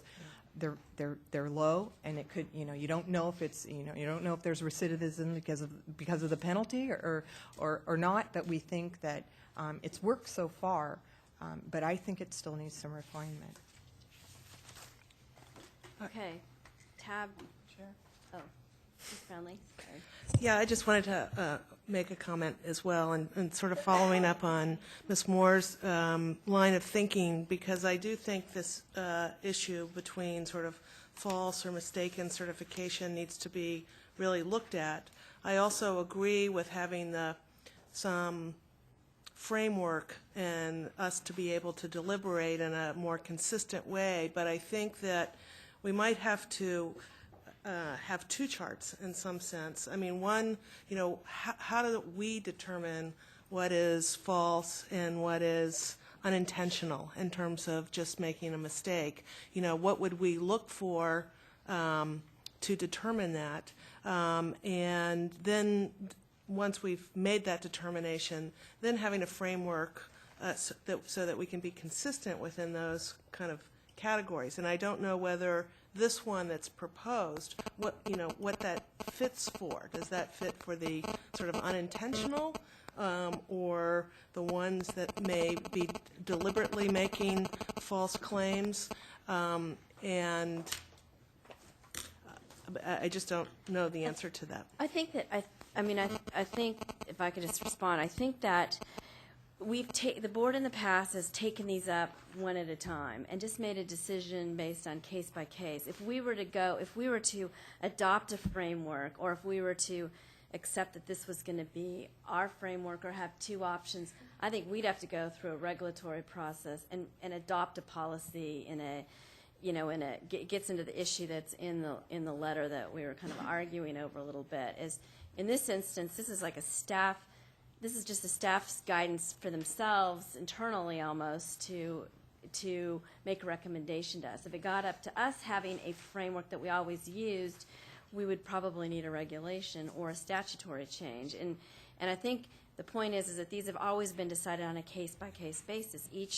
Each case with its recommendation comes to us, and that's, it's the part where we end up being somewhat of an appeals body. So historically then, is it true that we have never looked at until the district repays the entire amount owed?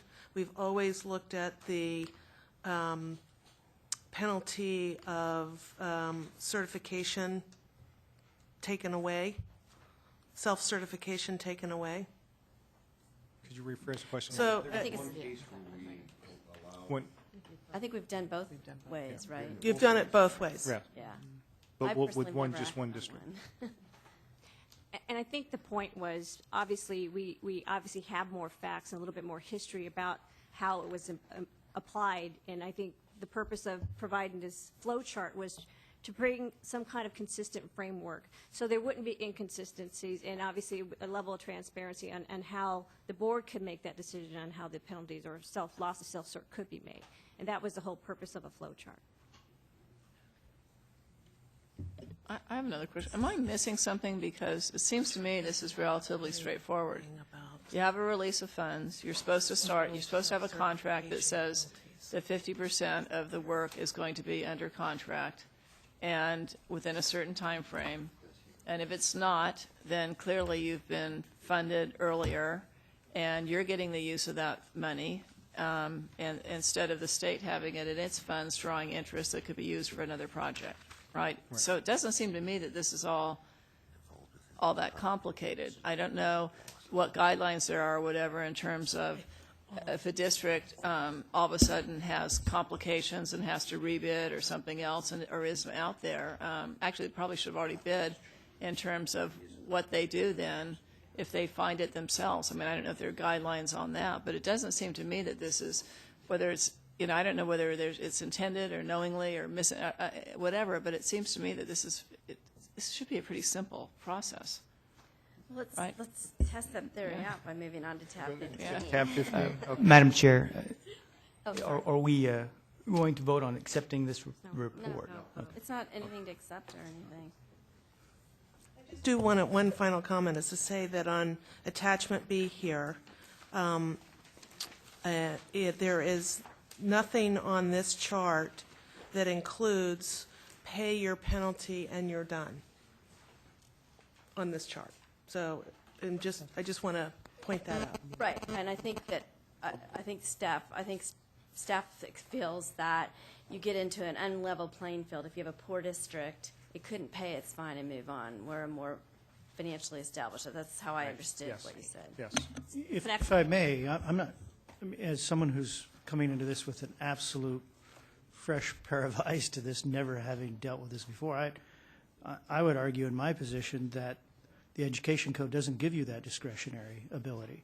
It doesn't say you shall have the option of eliminating that. It is one of the requirements in the code, and it says that you lose your self-certification for 5 years unless you're going to pay. If you choose to pay, it seems obvious to me that if the district says we're going to pay, there's no discretion that you can say, no, you can't do that because the Education Code provides for it.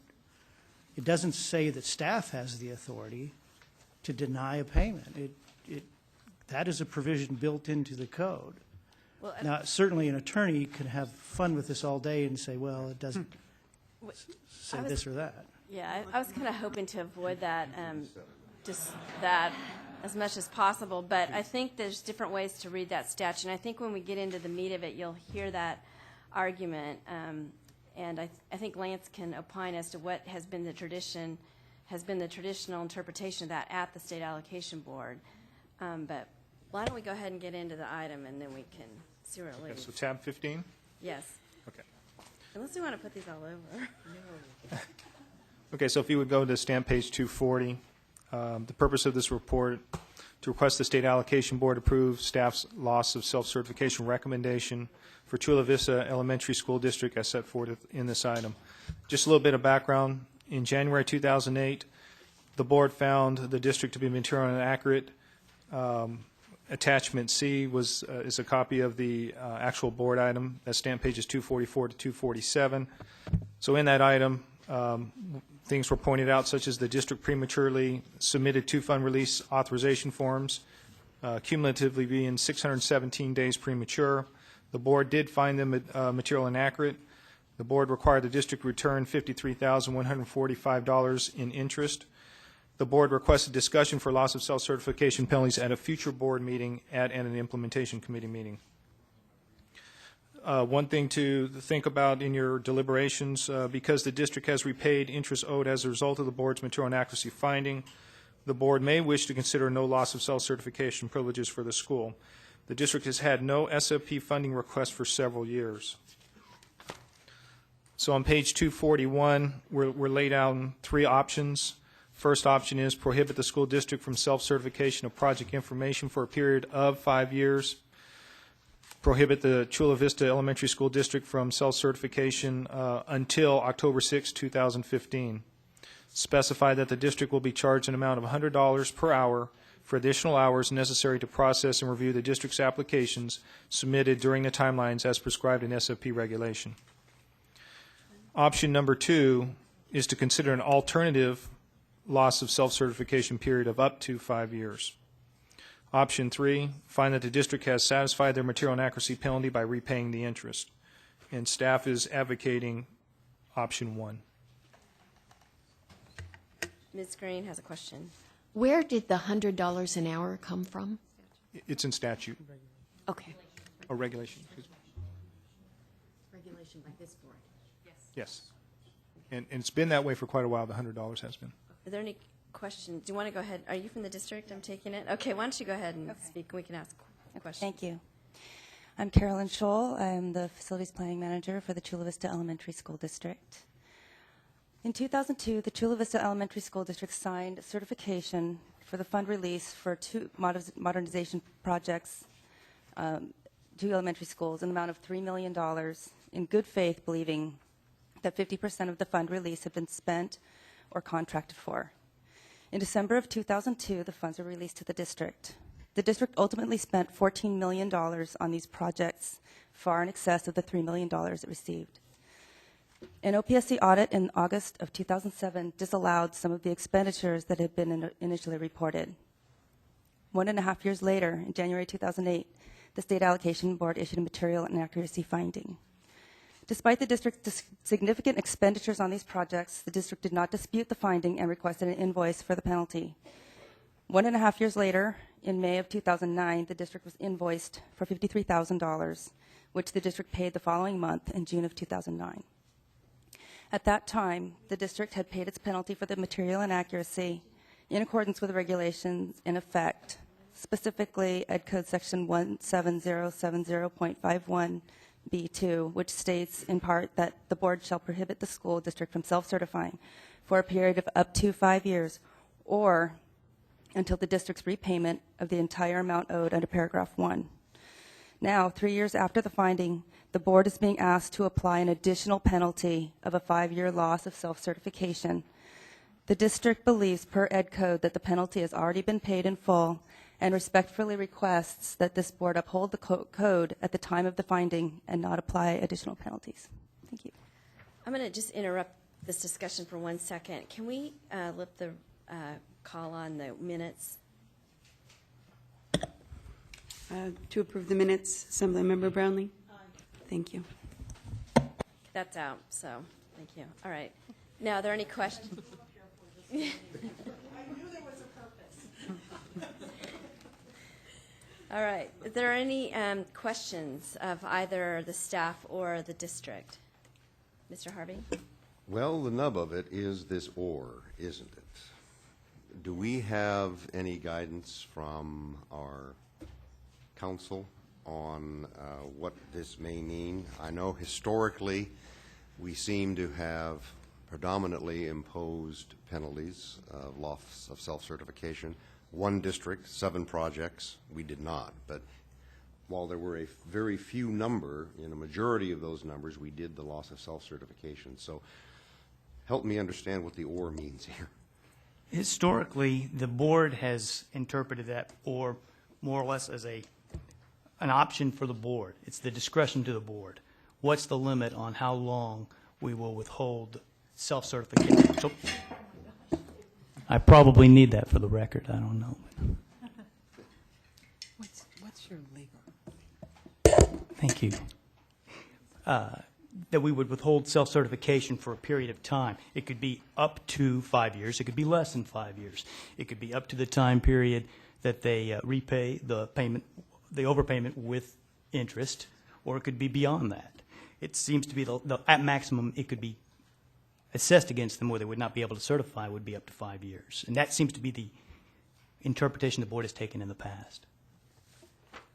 Staff added to that by saying part of their reason for not including it is it looks like it benefits more wealthy districts, those that can afford to pay in a timely fashion or in a bulk. If this were imposed automatically, they would never have this sanction that was envisioned in law. In other words, it's policy, a decision to that particular interpretation where first there's not the inequity of those that can pay up, get out of the penalty. It also is the issue of giving that discretion for those who are more egregious in what their material inaccuracy might be. It gives that discretion to the board. It's not in the statute, but the interpretation is that discretion is given to the board to assess what the penalty should be in accordance to what the material inaccuracy is. And the testimony by the attorney earlier would argue for this because he argued that we should have flexibility. It should be a policy call on a case-by-case basis. It should not be a cookie cutter. It should not be a template. So following past practice would also be consistent with that testimony. That would be my understanding. Thank you. Ms. Buchanan? Yeah, I'm going to get back to what my basic problem is, and that is that, I mean, this, the funds were released in 2003, right? Or actually September 30th, 2002. So now we're talking about prohibiting self-certification until 2015. So it's so long after the event occurred that it seems to me that makes it even more punitive regardless of whether a district still has funds remaining or not. But my other question is how does it happen that we release funds and a project doesn't start for, you know, a year and 4 months, a year and 3 months after we release the funds? I mean, are there no checks and balances, or how do we deal with this? Because what this says is one project didn't start for, what was it, 100 and something days, and the other project, I forget what page it is on. And the other project was over 400 days. Didn't start for over 400 days. I forget. 186 days on one project and 431 days on the other. So, I mean, how does that happen? That, you know, we've certified that a project's going to start, and there's no communication between the district and the state for over a year. And the funds been released. I mean, I think, staff, do you want to respond to that? I mean, this goes back to self-certification. They certified. We get out of the way.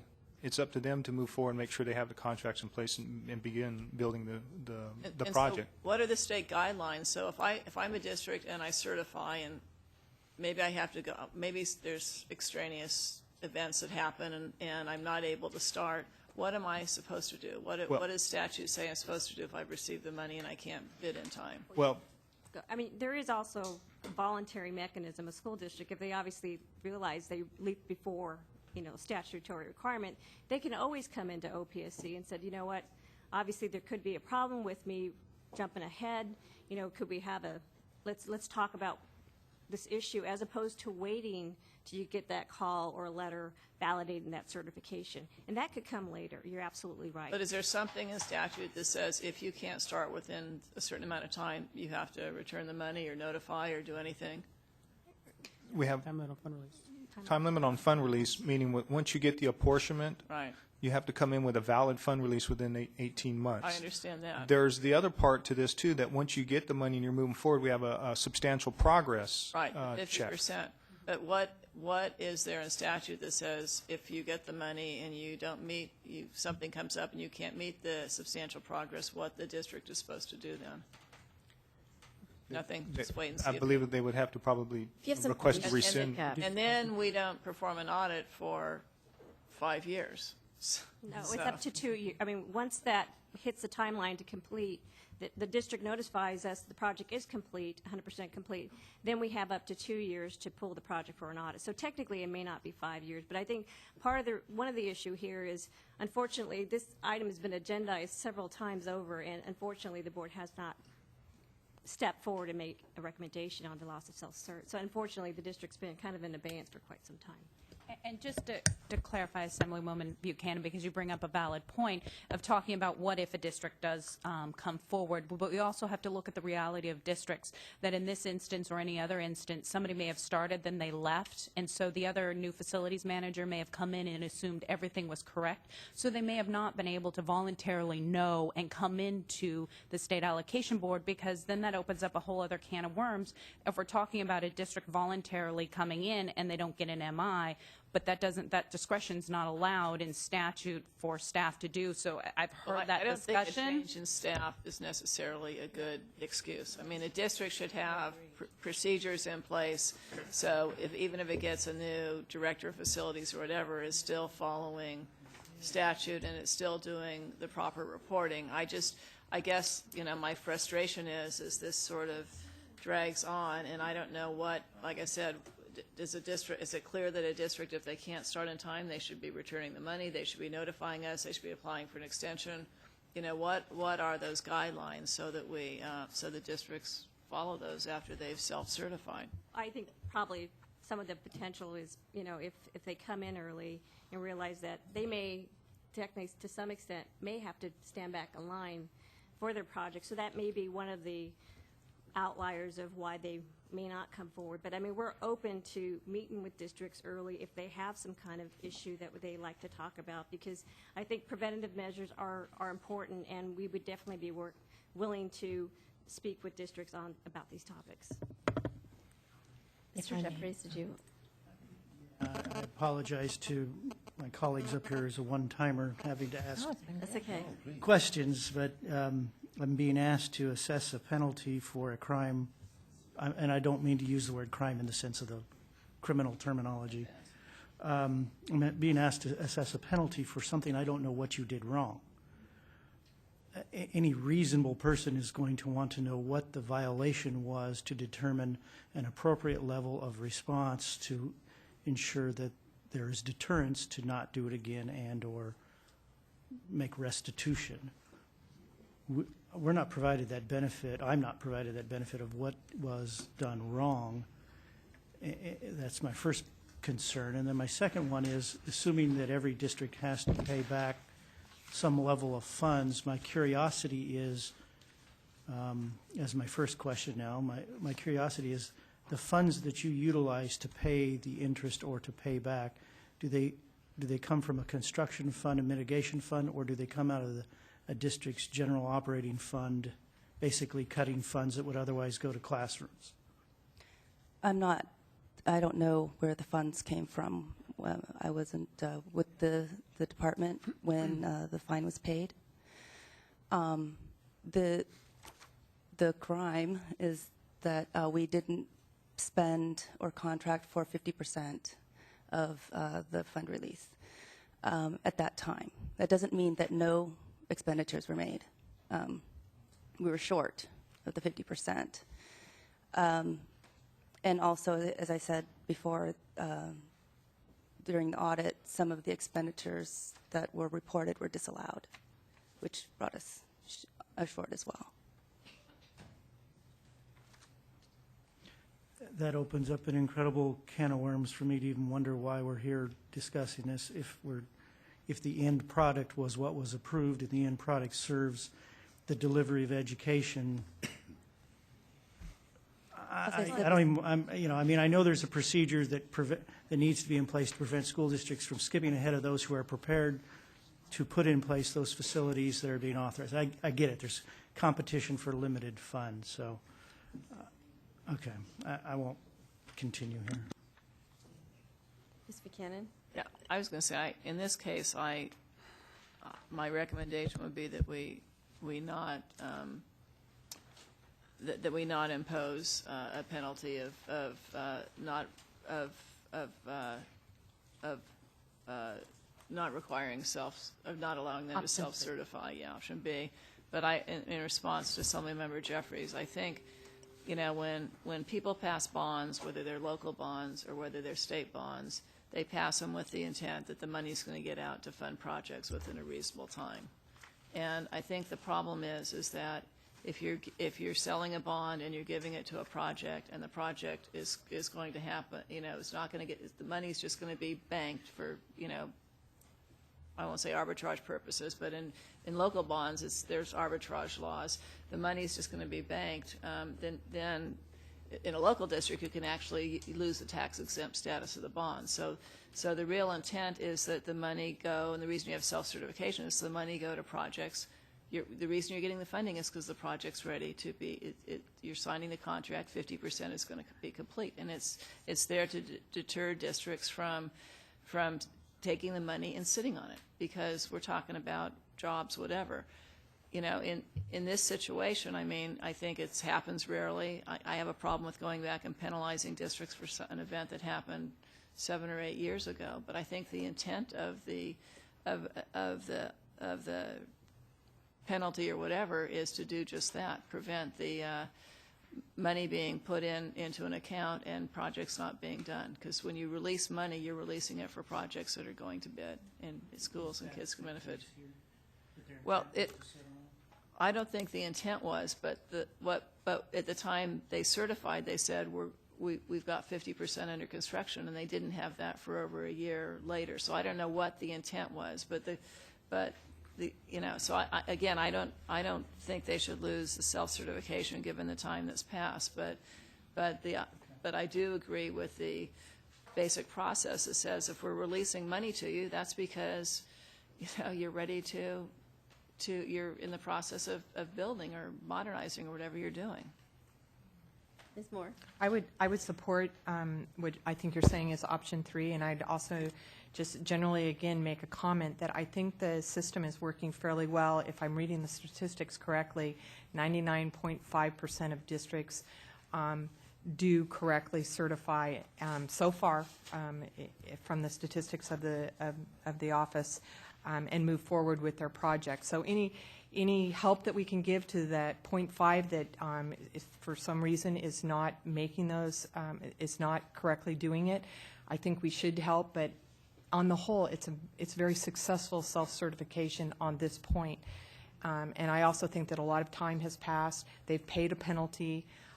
There is the or statement in the law. There is some discussion about that or, and so I'd support option 3 and second it. So we have a motion and a second. Mr. Harvey, do you want to say something? On the motion, I'm going to tell you why I'm voting no. I believe part of the delay was because this board couldn't come to grips with what it wanted to do, and it was our fault. So I think I'm comfortable following the intent of the legislation, which says, and until we change the legislation or the regulations, we don't have to know what the intent was. If they falsely certify, there can be a penalty. Now, I don't think 5 years is proper, but I don't think giving them a walk is proper either. So I'm voting no on the motion because it doesn't give them any loss of self-certification, and I think they should have some level of loss. not 5 years, not 3 years, but something that says and recognizes, hey, we did something that we shouldn't have done. We don't know the intent, but we need to be accountable for that. So I'm not voting for option 3 because of that.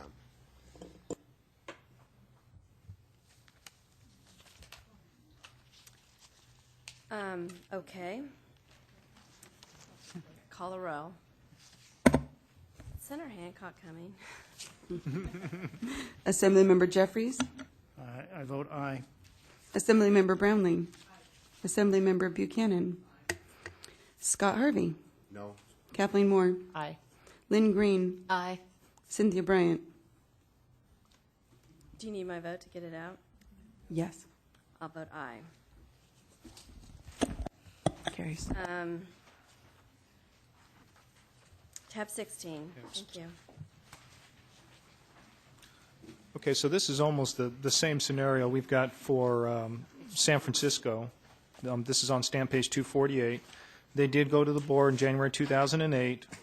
They had a premature fund release of 103 days. The board did find the material inaccurate. They were required to pay $123,000 in interest, which they did. And so that's the facts.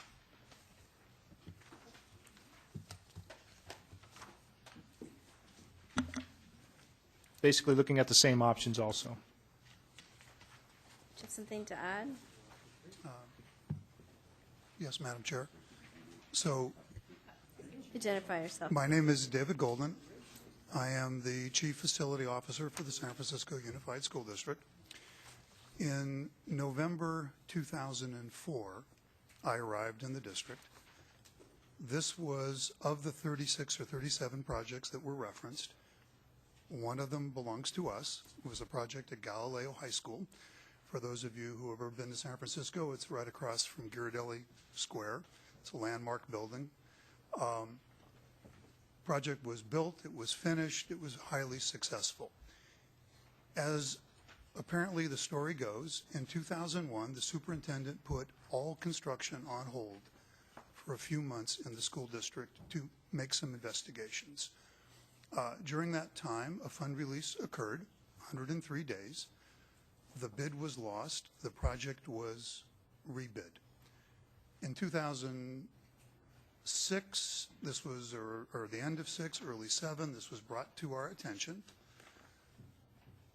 We have a full-time person in our office processing these sorts of documents. We quickly acknowledged that this had happened. Was not done deliberately, was not done for any advantage. It was a circumstance of events. We went to the January 2008 hearing. We did not contest. The findings were that there were material inaccuracy. We said we agree. Not because we felt we had been criminal, but because we admitted that it was in fact, for 103 days, inaccurate. So we immediately paid back the interest funds. We put procedures in place that says from now on in a fund release, we have a contract, we have a notice to proceed, and it gets attached. So we in fact know this can't happen again. We then waited from 2008 to now. I find it sort of interesting if the penalties had actually occurred, for the most part, they would have already had expired. We're here today. We sort of believe that we've repaid the earnings, as was said. We respectfully request that you do not further penalize us. We believe it would be excessively punitive and harsh punishment almost 3 years after the SAB had the findings. Quite frankly, from my own personal perspective and working with CASH and other organizations, I think it sets a somewhat poor public policy in a time of extreme crisis of school districts throughout the state, where more than ever we are trying to work very hard with our government partners, be it CDE, be it OPSC, the Division of the State Architect, I'd rather be building relationships than disagreeing, and this was a case where we thought we had moved forward and set a place where we could make a decision and move on. So we therefore respectfully request that the board approve and accept option 3, which is similar to the option you said before, which finds that we have satisfied the material inaccuracy penalty by repaying the proceeds of approximately $120,000. And other than that, I thank you for your time and defer to your judgment. I'd like to move option 3. You have much better facts. I agree that you had, I mean, you have that, it's much better facts. It's going to be easier for me to vote aye this time. Is there a second? Okay, call the roll. Assemblymember Jeffries. Aye. Assemblymember Brownlee. Aye. Assemblymember Buchanan. Aye. Scott Harvey. No. Kathleen Moore. Aye. Lynn Green. Aye. Cynthia Bryant. Aye. Carries. Thank you very much. So if you go to tab 17, stamp page 256, this is for Manteca Unified. Just a word of caution, this is different than San Francisco and Chula. This is the first time this item is being heard, so they have not been found to be material inaccurate.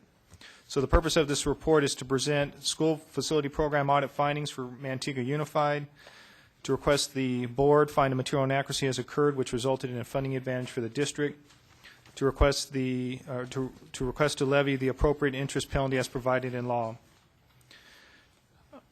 Audit findings for 3 of the school district's SFP projects revealed that the district falsely certified on fund release authorization forms and received fund releases on the district's 3 projects as listed on attachment C, stamp page 263. After the preliminary audit findings, staff worked with district representatives to gather additional information in order to validate the findings. Based on the available information, staff concluded that each of the projects were 447 days premature.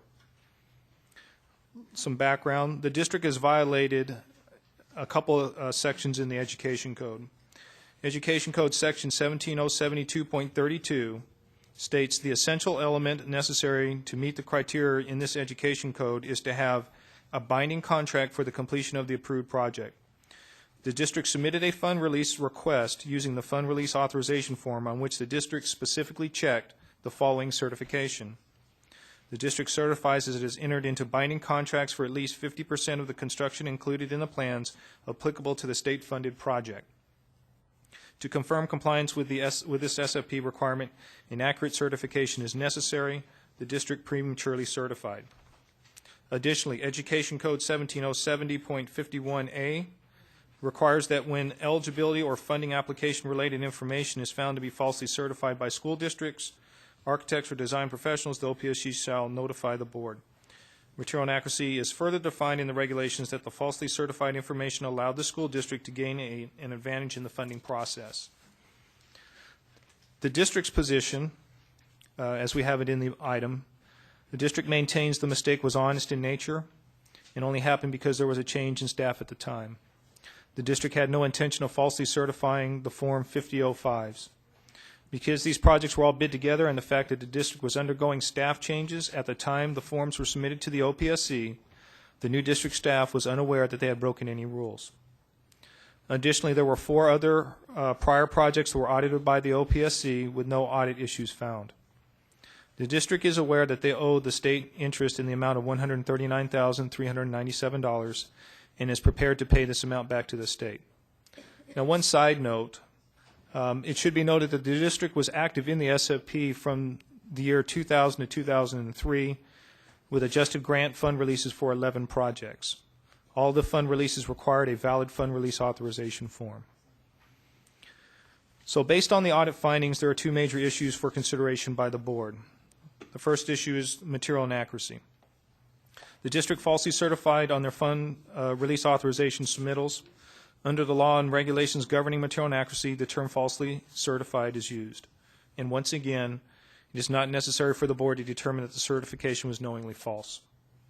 If the board finds the district's applications as material inaccuracies, statute requires that the district shall repay the funding received as a result of the false certification, which in this case is the interest calculated from the fund release date of February 19, 2003 for all three projects, to the date when the district awarded a binding contract for at least 50% of the construction included in the plans, which was May 11, 2004. The law also requires that the district be prohibited from self-certifying for a period of up to 5 years, and the regulations require the district shall be charged an amount of $100 per hour for the additional hours to process and review the district's applications. Based on the multiple premature fund release occurrences and the cumulative duration of the funding advantage, which totals 1,341 days, staff is recommending loss of self-certification privileges for a period of 5 years. Staff's position is consistent with past board material inaccuracy actions of this nature. The second issue that the board must address if the material inaccuracy is found is a repayment of interest lost by the state due to the premature fund release. Since the funds were prematurely released to the district received a funding advantage and the state lost interest on those funds during the period of time that the funds should have remained in the state bond accruing interest. The interest lost by the state is $139,397. The interest calculation is based on the various amounts, warrant amounts, number of days premature, and the interest rate at that time. The number of days used in the interest calculation is determined by the period between the warrant release date and the date of the award of construction contract that meets the fund release authorization threshold. Also, as a side note, an item was presented at the October 2008 board outlining staff's recommendations for the recovery of interest due to material inaccuracy. In considering this item, the board agreed with the methodology used by staff for the recovery of interest for premature fund release for this type of project. So the board is, or the staff has laid out a couple of options. Option 1A, find that the material inaccuracy occurred for SAP application numbers listed on attachment C. Prohibit the district from self-certifying for a period of 5 years. Specify that the district will be charged an amount of $100 per hour for the additional hours necessary to process and review the district's applications. Require the district to repay the interest lost by the state from the premature fund release in the amount of $139,397. Require payment of the entire amount within 60 days after the board made the finding of material inaccuracy, or payment in installments with interest with a period of no more than 5 years from the date the board made the finding of material inaccuracy. Option B is essentially the same thing as 1A. The only difference is the board can prohibit the loss of self-certification for an alternate period of up to 5 years. Option 2 is require the district to repay the interest lost by the state from the premature fund release of funding in the amount of $139,000 for all three projects. There would be no material inaccuracy finding. Are there any questions? Okay. Are there any questions? We'll hear from the district. My name is Michael Gar. I'm the Director of Facilities for Manteca Unified School District. I took over the position in May of this year, so all this happened prior to me having this position. There's three projects in question. The projects were approved in 2000, 2001. The 5005s were submitted in 2003. The projects proceeded. There was, as you've heard, it's all factual information. They have the dates. It happened. I can't deny those things. In 2005, the notice of completions were all submitted. 2007, the audit began, and the district, at the time, her title wasn't director, but she addressed the concerns, and there's a letter that the board should have about how she addressed the concerns. That's back in 2007. So now we're 2010, 3.5 years later, looking at whether or not we lose our self-certification for 5 years. There's been a history with the district of numerous projects. These are the only three projects, and they were bundled together, that had this issue. We've had numerous projects for a lot more money than these projects were, with no issues at all.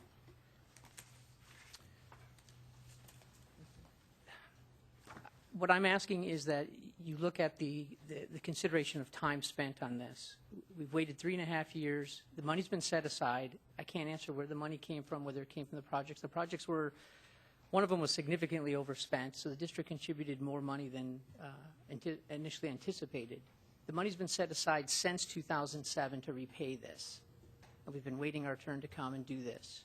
So we've already spent 3.5 years looking at this. So I ask some consideration with, I believe it's option 1B, in time that's already been spent in doing this, when you consider an up to 5-year restriction on our self-certification. When was this, can I ask a question? When was this first ready to come to the board? I know it's been on and we've moved it a couple times. I feel like I've moved it a bunch of times. March, maybe? You know, I'm not sure. I can't answer that. It may have been one of the earlier projects listed on the calendar in March when we start posting our calendar, so it may have been there. That's what I was thinking. Do you recall when it was first kind of on the agenda? No, I don't. Yeah, okay. I heard it was before, I said I got there in May. It had already been agendized and taken off, and so. Okay, is there any comments or questions from board members? I just have a clarification, Mr. Gart. What is your recommendation you said you're asking for 1B? We're asking for consideration in reduction of the 5 years. We're willing to pay the fine as it stated, the interest. And we're asking for a reduction in a 5-year loss of self-certification. I think that's excessive. Given that, you know, this is in terms of time when the event occurred and how much time is delayed is similar to the Chula Vista, I'd like to make a motion that the district lose self-certification until the fine is paid. So once you've paid the fine, then you have your self-certification privileges back. Okay, we have a motion, a second. Did you? Well, it's sort of.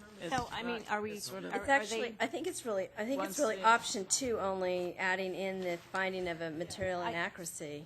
Right, yeah. Do you still find them to be material? Yeah, we find them to be material. Okay. Yeah, the material inaccuracy, and that they will have the loss of self-certification until the penalty is been. So it would be a modified 1B. Yes. So it'd be finding a materially inaccurate, and then up to 5 years, the board can condition the loss of self-certification is deemed complete upon payment. No, 2 does not find material inaccuracy. Okay, did anybody have any, did you have a comment, Mr. Harvey? I think it's more a modified 1C, actually. This one's harder for me. This is coming to us, I mean, this is coming to us in its purest form, and these are going to take time. And this is USC football team in a way. I mean, the school district didn't come forward. They found it in the audit, and we're not that we're gone in the old ones. And the other 2, we're talking about these went back to 2003, 2004. The board first heard them in 2008. Here it's just not just a matter of just them paying the fine. I think that this gets to what you said earlier, which was quite persuasive. I'm kind of surprised that was your motion, is that the school district essentially isn't going to get a penalty, and it seems to me an equity issue, and it seems to me that we have we'd have a similarly situated. It sounds like you have the cash ready that you could write a check, so your self-certification penalty may last 24 hours. Depending on how quickly you get a check up here. And it seems unfair to me that it was a material inaccurate statement, and that we do have a system where there has to be some kind of a penalty, and I feel like the facts aren't there to just let them slide, because our time here is much better than our time was on the previous 2. Yes and no, because the event occurred back in the funding was in, the forms were signed in 2003 in January. They met the threshold in 2004. And the warrants were released in February 2003. So the project was completed in 2005 was when 2005. Right. And then in 2006 it was audited. 2007 it was audited. 2007. The district's been going back and forth. Now, I don't know if staff, there's kind of part of me thinks, okay, so if 2007, they started going back and forth, and the back and forth drives me crazy. Yeah. Staff talks, districts talk, and there's a kind of, I've seen in this program, kind of a spirit of delay. We all delay because we talk back and forth, back and forth. So there's been some sort of a delay from 2007. Some of it could have been the district slowly talking. Some of it could have been staff slowly talking. Consultants get involved. So there's part of me that was sort of looking back to 2007. Maybe we're at 2010. We put a 2-year penalty on them instead of a 5-year. But they're some of the. I mean, there's not the more lack of due process that there was on the previous two. That was a lot the board's fault because we in 2008 said put it off and we never brought it back till now. Here, I don't know. Maybe you guys can comment a little bit on what this back and forth is. Can I comment just on stamp page 263? If you look at that, they submitted the 5005 January 17, 2003 for all 3 projects. The percentage that they had under contract for the first project was 22%. The second and third, they had 0%. They didn't meet the threshold until 447 days later after they submitted their 5005. And they're not disputing any of those Right. findings. And so I guess my point goes back to what you were raising. That's sort of a due process point of view as well. I mean, once staff has identified that there has been a breach of, whatever the terminology you want to use, and there should be some expectation that it's going to be heard in a reasonable time with a decision made. And maybe, excuse the terminology, but maybe consideration needs to be given for time served already for the years that it's taken to get here. And I don't know that you've applied for any funding since the determination or the finding, the preliminary finding by staff that there was some inaccuracies. They have applied for funding since then. And did you receive any Yes, they've received funding. since then? Yes. And have those projects been audited? I don't. What, not I don't We have an haven't average. closed out the audit. Currently. I don't have the audit list. Do you want to add something? Yeah, I'd like to address Michael Watanabe, OPSC. I'd like to address both Assemblymember Jeffries and Buchanan's concerns about the time it takes to audit. Once a district receives their fund release, they have up to 4 years to complete their project. If they complete it in 1 year, we don't know until the district tells us the project's 100% complete. And we've heard this many times at the implementation committee that districts like to purposely leave their reports at 99% and delay their project as long as possible. So it's not always that staff's, slow to respond. School districts wait to delay the audit as long as possible too. So, and then keep in mind that beyond that 4 years from the fund release, we have another 2 years to audit the project. So there's a big time lag, but it's not always on staff. And one other thing, too. When we've identified with preliminary findings that there could be a potential material inaccuracy, we work very diligently with the districts. And sometimes that takes some time. Many scenarios like this have been taken care of because we've been able to find additional expenditures that get them over that threshold. So it's time well spent because a lot of times we can take care of this by finding these additional contracts and expenditures. That, by its very nature, extends out the audit. Yeah, I'm having a hard time exactly comprehending when that point was. I'm all with the notion that we're not. 5 years seems really unreasonable to me to put on you today, clearly. But saying that it's good enough that you pay the check when I'm pretty sure, based on your testimony, you can write the check tomorrow. I feel like we have better facts in front of us that there should be a penalty here. And so, what are you recommending? Well, I'm not 100%. Let me try one. Okay. I will have a substitute motion, which is option 1A, but I would reduce the loss of self-certification to 2 years. So it would expire in 1B, I'm sorry. A, B, C. I got to do 1B. So it would be finding of the material inaccuracy, and you would have a 5-year loss of self-certification. 2 years. Good God, 2 years. He can't read. No, I just want to. Obviously, I should be Steve Harvey rather than. Can I make a comment? Up to the chair. Oh, is that for the chair? I can't recognize you as Oh. the chair. Someone who needs to be recognized. I recognize whoever needs to be Well, and the implication of that is if you turn in the 5004, 5005 form going forward, it will not be deemed complete until that you've had certification verified. Yes. I'd second Mr. Harvey's motion. Is it, can we call the roll on that? I need an English translation to what she just said. Does that mean the projects that you have in place now, you can self-certify or you can't? That's what I wanted to ask some questions about how that's going to work or how that goes about in the future.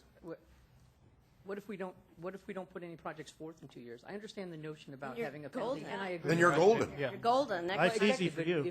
if the intent of the board is to have a penalty imposed, why isn't it imposed for a number of projects? Why isn't it the next 2 projects I do get have to be certified through OPSC? I don't think you want to go there. Yeah, that could be a 10-year. I like that one. No, I mean, what about the projects we currently have?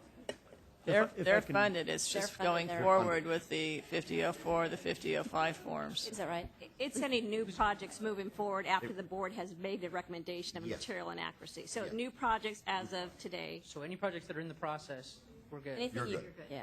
Okay. Also, we should just be clear, it's not just the 5005, it's everything the district turns in has Right. to be confirmed by the Office of Public School Construction, and so it's not just one form, it's the entire process. And that's through the life of the project, from funding application to the audit. And so could you tell me what the For the next 2 years. for the next 2 years? That's for new projects going forward? Yes. Or New projects. Yes. Well, I just heard a different wrinkle, though, I want to clarify. I heard you say that the loss of self-certification, like, for instance, if we voted for the 2 years, I heard you say that it would be for the life of the project. In my mind, the self-certification, or the loss of self-certification is the 2-year period. Whatever happens after that 2-year period, they're back into certifying. I misspoke. Okay, thank you. so are we clear that it's for new projects going forward for 2 years? And if even on one of those new projects, I guess if you're 3 years out, then at that point in time, you can finish the project self-certifying? Is that? I think there's a further clarity, so because I think it's important. It's not new projects. It's anything the district does in the next 2 years is not self-certified.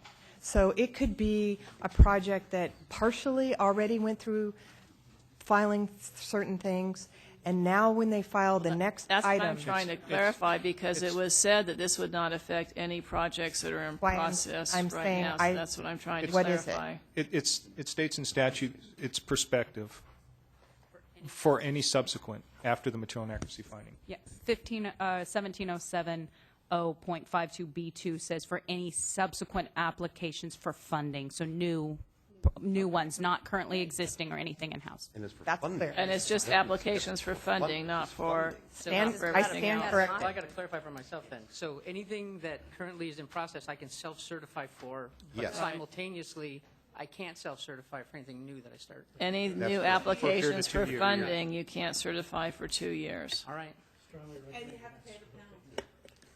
Right. Right. I understand that. So would it make, Yes. can I withdraw my motion then, since you have a substitute motion? Yes, you can. That'd be great. Thank you. So to be clear, the motion is 1B with the 2 years. self-cert loss for 2 years. 2, not 5. I seconded his motion. I didn't think, anyway, so call the roll on the substitute motion. Assemblymember Jeffries. Assemblymember Brownlee. Assemblymember Buchanan. Scott Harvey. Aye. Kathleen Moore. Lynn Green. Aye. Cynthia Bryant. Aye. Carries. Thank you. Can I ask a question? Sure. I have never been involved with a project that was not self-certified. Is there some procedure that What, is in Ms. writing Silverman somewhere? or Mr. We'll work Morales with will you. call you tomorrow, Great. and Thank you'll you. probably get special handling now. Thank you. We are losing a quorum. Do we have any votes outstanding? The rest are reports. The rest, everything else is reports. So you're Thank you, Mr. Jeffries. Sorry it was Mr. not a Jeffries. shorter meeting. Okay, so tab 18, as I didn't mention or failed to mention earlier, is withdrawn.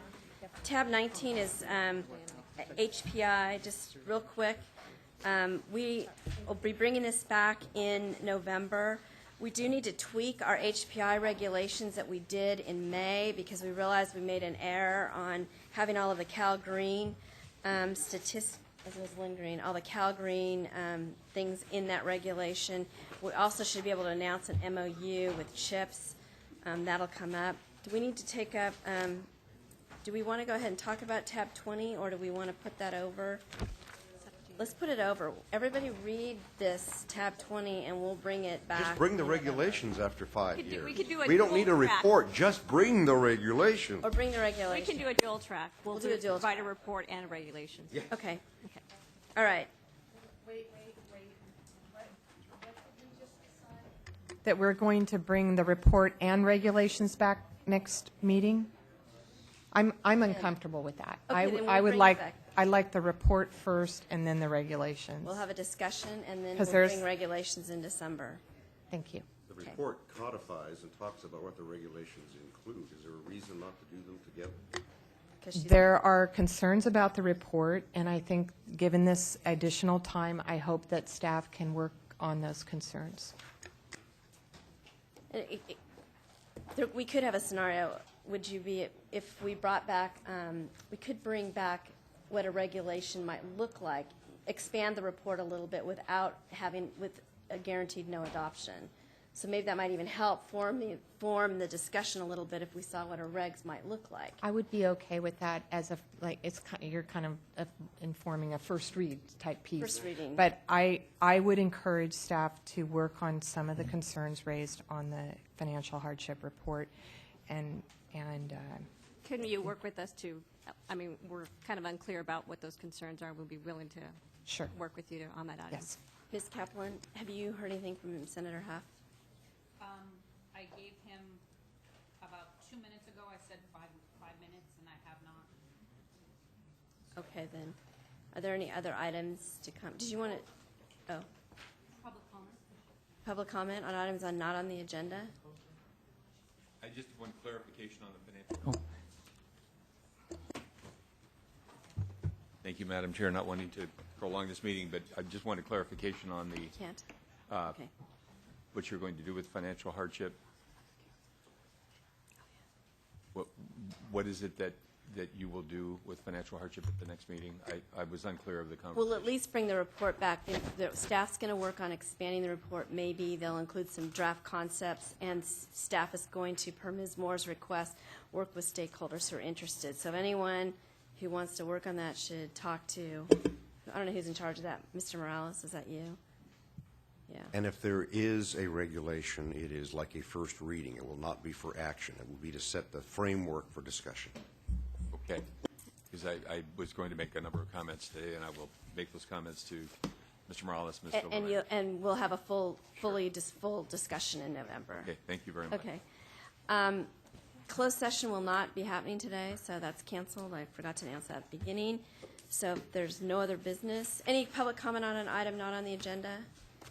All right, then we're adjourned. What time is it? Let's see, are you going to make your plan?